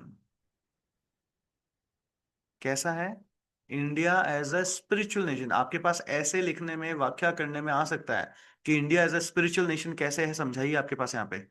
Yes, India as a spiritual nation आपके पास यहाँ पे कैसे है, समझाइए। तो समझाना है कि सर इंडिया की जो यूनिटी है वो शेयर्ड कल्चर से आती है, मॉरल हेरिटेज से आती है। यहाँ पर गांधी जी जैसे लोग हो रखे हैं जिन्होंने हमको अहिंसा, असत्य ना, सत्य पे चलना और ये सारी चीजें हमको सिखाई है। तो गांधी ने, मतलब ये क्या है, इंडिया एक आपके पास एक स्पिरिचुअल नेशन जो है आपके पास यहाँ पे होता है। तो इस तरीके से गांधी जी बताते हैं कि इंडिया क्या है, इंडिया आपके पास एक नेशन है। तो अभी इसको पढ़ लेते हैं, समझ में आ जाएगा। Sir, India is a nation since ancient time. Gandhi said that India did not become a nation because of modern politics. India is already a cultural civilizational nation long before the western modern west coined the word nation. कि जब तक तुमको ये nation word coin भी नहीं किया था, तब से पहले हम लोग यहाँ पे नेशन थे। He said that our unity is not politically alone, it is civilisational, spiritual and moral. Diversity comes not destroyed nationhood. Diversity ने हमारे नेशनहुड को डिस्ट्रॉय नहीं किया। तो ब्रिटिशर्स कहते हैं कि India was too diverse to be a nation, कि इतना डाइवर्स है, ये एक नेशन कैसे हो सकता है? तो गांधी जी कहते हैं हिंदू मुस्लिम क्रिश्चियन वगैरह कुछ भी ले लो, they all are children of the same motherhood, they all are children from the same motherhood. And Gandhi ji कहते हैं India has ever been and will remain one nation. क्या कहते हैं? India has ever been and it will remain our nation. So true nationhood कैसे होती है हमारे पास? Shared civilisation से आई है। इट इज नॉट रेस और uniformity. Gandhi didn't accept the western idea that one language one religion और one race is equal to one. Sir, आपने तो एज इट इज हमको सब कुछ याद करवा दिया। हाँ, he said that India's unity comes from a shared culture and moral heritage, and इसीलिए इंडिया क्या है, इंडिया एक स्पिरिचुअल नेशन आपके पास यहाँ पे हो जाता है। India's nationhood exist even before the modern state institutions. So Gandhi believed that India didn't need to British to unite it. India people share a common sense of belonging, common tradition and stories, and historically living together of spirit. So India क्या है? India एक natural nation है। देखा कितना कितना beautifully connect किया है कि सर इंडिया एक नेचुरल नेशन है, आर्टिफिशियल नहीं है। तुमने बनाया ये वन लैंग्वेज वन वगैरह वाला तो, ये सुनो कितना कितना कितना आराम से कनेक्ट कर दिया समझा करके। नेचुरल है, नेचुरली हम एक नेशन है। और फिर जो मैंने आपको ये शिवलिंग वाली और बात बताई है सारी, ये भी है। ये कोई मैंने ऐसी नहीं है ना, ये जस्ट है, बात है। ये पूरा का पूरा अगर आप कॉन्टेक्स्ट पढ़ते हो गांधी जी का, यस, हिंद स्वराज से, तो ये पूरा का पूरा उसमें लिखा हुआ है। Gandhi claims that India is nation is based on two assumptions, कि दो असम्पशंस ले लो अगर आप इनको समझते हो तो ये क्या है, इंडिया एक नेशन है। The first is that ancient Indian civilization has a capacity to accommodate diversity and plurality, कि हमारे पास ना वो कैपेसिटी थी कि हम उनको अकोमोडेट कर सकें, इतनी ज्यादा प्लूरल कल्चर को। And the second is that in ancient India the acharyas in establishing certain places of pilgrimage. आप देखते हो ना पिलग्रिमेज, अब पिलग्रिमेज सबके लिए आपके पास यहाँ पे होता है, हिंदू है तो उसके लिए भी है, मुस्लिम है तो सबके लिए, ये हर जगह है। And led the basis for the evolution of all Indian consciousness, all Indian. The ancient civilization of India was predominantly Hindu in character, but it was open to non-Hindu values and ideas. कि हम non Hindu values और India ideas के लिए भी open थे। Gandhi highlighted the accommodative capacity of India to fuse new ideas and values with it ancient civilizational over several centuries. As for the second assertion, Gandhi points out that pilgrimage centers like जैसे हरिद्वार आपके पास हो गया in the north and Rameshwaram in the south and Jagannath in the east was established not merely for religious benefit out, but to create and sustain a sense of common identity.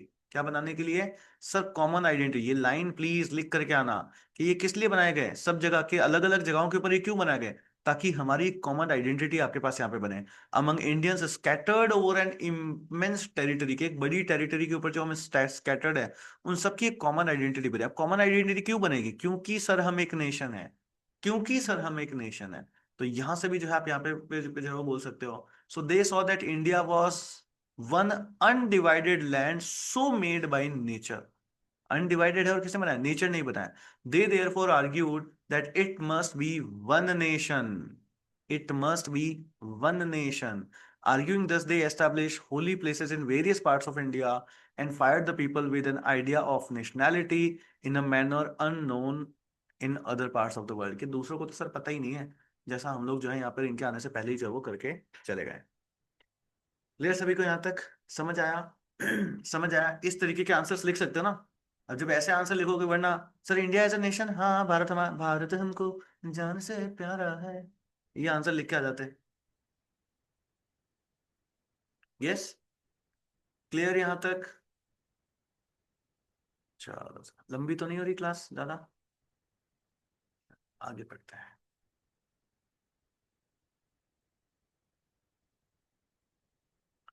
तो मैंने आपके इतने सारे answers तो लिखवा दिए। कौन कौन से आंसर्स लिखवा दिए मैंने आपके? सत्याग्रह के ऊपर लिखा दिए, नेशन के ऊपर मैंने आपको आंसर करा दिया, नेशन के ऊपर आपको आंसर करा दिया। गुड बात है, गुड बात। अब देखो गांधी जी ने ना सत्याग्रह को करना कैसे सिखाया, कि भाई सत्याग्रह आपके पास यहाँ पे होता कैसे है। तो गांधी जी ने ना सत्याग्रह करने के 8 स्टेप्स बताए, कि 8 स्टेप्स हैं, इन 8 स्टेप्स को फॉलो करो, बढ़िया से सत्याग्रह हो जाएगा। क्या बोला? बढ़िया से सत्याग्रह आपके पास यहाँ पे हो जाएगा। और आप देखोगे ये जो 8 स्टेप्स है ना, as it is Gandhi ji ने इंडिया में इंप्लीमेंट किए। अब प्लीज समझना, अब प्लीज समझना, यही से बात आती है वो वाली, कि गांधी जी गलत थे सही थे, वो वाली बात, कि गांधी जी ने ये 8 स्टेप्स कहीं से पढ़े नहीं है।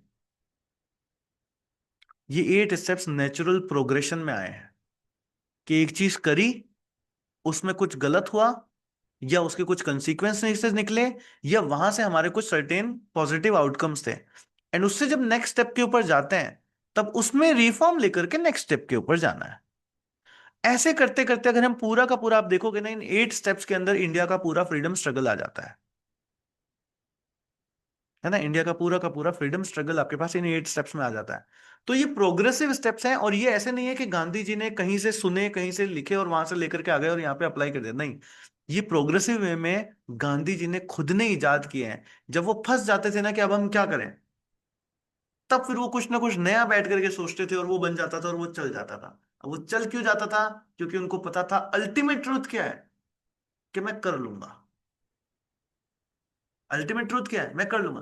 तो जब मैं कर लूंगा वाली बात हुई ना, तो उनको संशय तो आया ही नहीं। वो हमेशा बस ये सोचते रहे, करें कैसे, साम दाम दंड भेद करें कैसे, बस ये बताओ। करना तो है ही है, इन एंड आउट लास्ट में होना तो ये है ही है। यही चीज आपको अपनी यूपीएससी प्रिपरेशन में भी चाहिए, कि मेरा होगा कि नहीं होगा ये मत सोचो, होना तो है ही है। ये सोचो कि होना तो है ही है। बस ये देखो आज क्या क्या कमियां हैं, उनको कैसे दूर करूं, ताकि अश्योर हो जाए कि हाँ इस बार हो ही जाए। समझे? यस। ये चीज आपके पास यहाँ पे होती है। तो 8 स्टेप्स हैं गांधी जी ने बताया। और ये 8 स्टेप्स बेसिकली क्या है, ये आपके इंडिया का पूरा फ्रीडम स्ट्रगल ही जो है आपके पास यहाँ पे बन जाता है। तो सबसे पहले गांधी जी कहते हैं स्टेप नंबर 1 क्या करो? बोले नेगोशिएट करो। नेगोशिएशन करिए आप, आर्बिट्रेशन करो, वाद विवाद करो, है ना, कि भाई क्या सही गलत, क्या मतलब, नहीं सर ऐसे कर लेते हैं, है ना, थोड़ा सा हमारी बात मान लो, थोड़ा सा आपकी बात मान लेते हैं। नेगोशिएट करिए आप यहाँ पे। किस? उसके बाद आपको क्या करना होता है, लोगों को अपने साथ लाना पड़ेगा ना, अकेले तो क्या करोगे। So preparation of the group, आपको एक ग्रुप को प्रिपेयर करना होता है जो एक ही डायरेक्शन में आपके पास यहाँ पे काम करे। बट वो काम कैसे करना चाहिए? डिसिप्लिन्ड वे में आपके पास यहाँ पे काम करना चाहिए।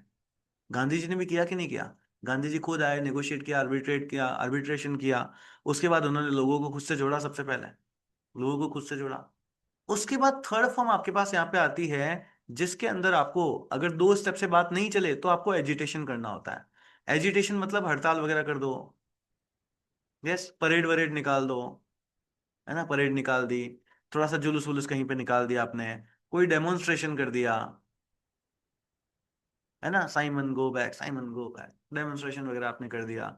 ये सब कुछ आपके करना होता है। अगर इसके बाद भी बात नहीं बने कि यार हमने हड़ताल कर ली, परेड कर लिया, डेमोन्स्ट्रेट करके तुमको बात बता दी, अगर उसके बाद भी बात नहीं बनता है, तो फिर एक अल्टीमेटम इशू करो। Issue an ultimatum. Gandhi ji issue करते थे कि नहीं करते थे? यस। 6 पॉइंट दे दिए, 14 पॉइंट दे दिए, है ना, सरकार को कि इतनी तारीख को मैं जो है धरने पे बैठ जाऊंगा, वरना मेरी ये वाली बात मान लो। तो एक अल्टीमेटम इशू कर दो कि भैया देखो यहाँ तक जो है ये वाले पॉइंट्स है, मैंने मान लो, वरना फिर जो है हम लोग यहाँ पे देख लेंगे। अगर वो अल्टीमेटम को देने के बाद भी अगर सरकार आपकी बात नहीं मानती है, तो फिर आप सबसे पहले उनका इकोनॉमिक बॉयकॉट कर दो। ओहो सर, स्वदेशी कर देना है, बिल्कुल स्वदेशी जो है आपके पास यहाँ पे कर देना है। अगर उसके बाद इकोनॉमिक बायकॉट के बाद में भी अगर आपकी सरकार बात नहीं मानती है, तो फिर उसके बाद नॉन कोऑपरेशन करना स्टार्ट कर दो। क्या कर दो? नॉन कोऑपरेशन करना आप यहाँ पे स्टार्ट कर दो। अगर उसके बाद भी आपके पास सरकार बात नहीं मानती है, तो फिर बेटा उनकी भी कोई बात मत मानना, सिविल डिसोबीडियंस कर दो। यस, सिविल डिसोबीडियंस आप यहाँ पे कर दो। एंड अगर उसके बाद भी अगर बात नहीं बनती है, तो सरकार का ना कोई काम होने ही मत दो। मतलब फिर disrupt the functioning of the government. Sir ये कैसे किया था? आप देखो, लास्ट में जो जो लोग हमारे यहाँ से इलेक्ट हो गए थे, है ना, उनके हाउसेस में, उन सब लोगों ने अपने पद छोड़ दिए थे कि नहीं? नहीं, नहीं छोड़ दिए थे, है ना, सरकारी नौकरियां लोगों ने छोड़ दी थी कि नहीं छोड़ दी थी? So disrupt the function of the government, कि गवर्नमेंट को काम ही मत करने दो। Yes, in and out, quit India movement हुआ था नहीं हुआ था? Yes sir. So Gandhi ji ने ना ये जस्ट प्रीच नहीं किया है, गांधी जी ने ये प्रैक्टिस किया है। और अपनी प्रैक्टिस के बाद ही उनकी खुद की लास्ट में ये लर्निंग हुई कि अच्छा ऐसे करते हैं, है ना, अच्छा ऐसे करते हैं। तो पहले करा उन्होंने, पहले उन्होंने ये सब कुछ करा, और फिर बताया कि देखो ऐसे होता है। तो ये पूरा का पूरा इंडियन फ्रीडम स्ट्रगल है कि नहीं है? यस। तो ये स्टेप बाय स्टेप इन्वॉल्व हुआ है। 1915 में आपके पास ये स्टार्ट होता है, जो कि 1947 में जाकर के आपके पास यहाँ पे रुकता है। क्लियर? यस और नो? तो इन एंड आउट अगर आप देख लो, तो 32 ईयर्स की पूरी जर्नी होती है, और आप एक दो अटेम्प्ट देकर के डर जाते हो। ये होते हैं पूरे के पूरे स्टेप्स सत्याग्रह के, कि अगर आप इस तरीके से चलोगे तो जीत निश्चित है। तो स्टेप्स तो मैंने भी आपको यूपीएससी प्रिपरेशन के बता दिए। अब बस ये है आप उसको इम्प्लीमेंट कैसे करते हो। यस। क्लियर यहां तक सभी को? क्लियर? तो इस तरीके से हमको यहाँ पे सत्याग्रह, सत्याग्रह के 8 स्टेप्स जो है मैंने आपको बता दिए। अगर आपके पास आए तो आप उसे लिख सकते हैं। डन यहां तक? चलिए, तो अभी और भी हैं गांधी जी के थोड़े बहुत व्यूज, काफी सारा है अभी तो पढ़ने के लिए, तो एक ही लेक्चर में तो मेरे ख्याल से हो नहीं पाएगा। तो आज के लेक्चर को यहीं वाइंड अप करते हैं, इसका पार्ट 2 हम लोग कर लेंगे कल। ओके, चलिए, तो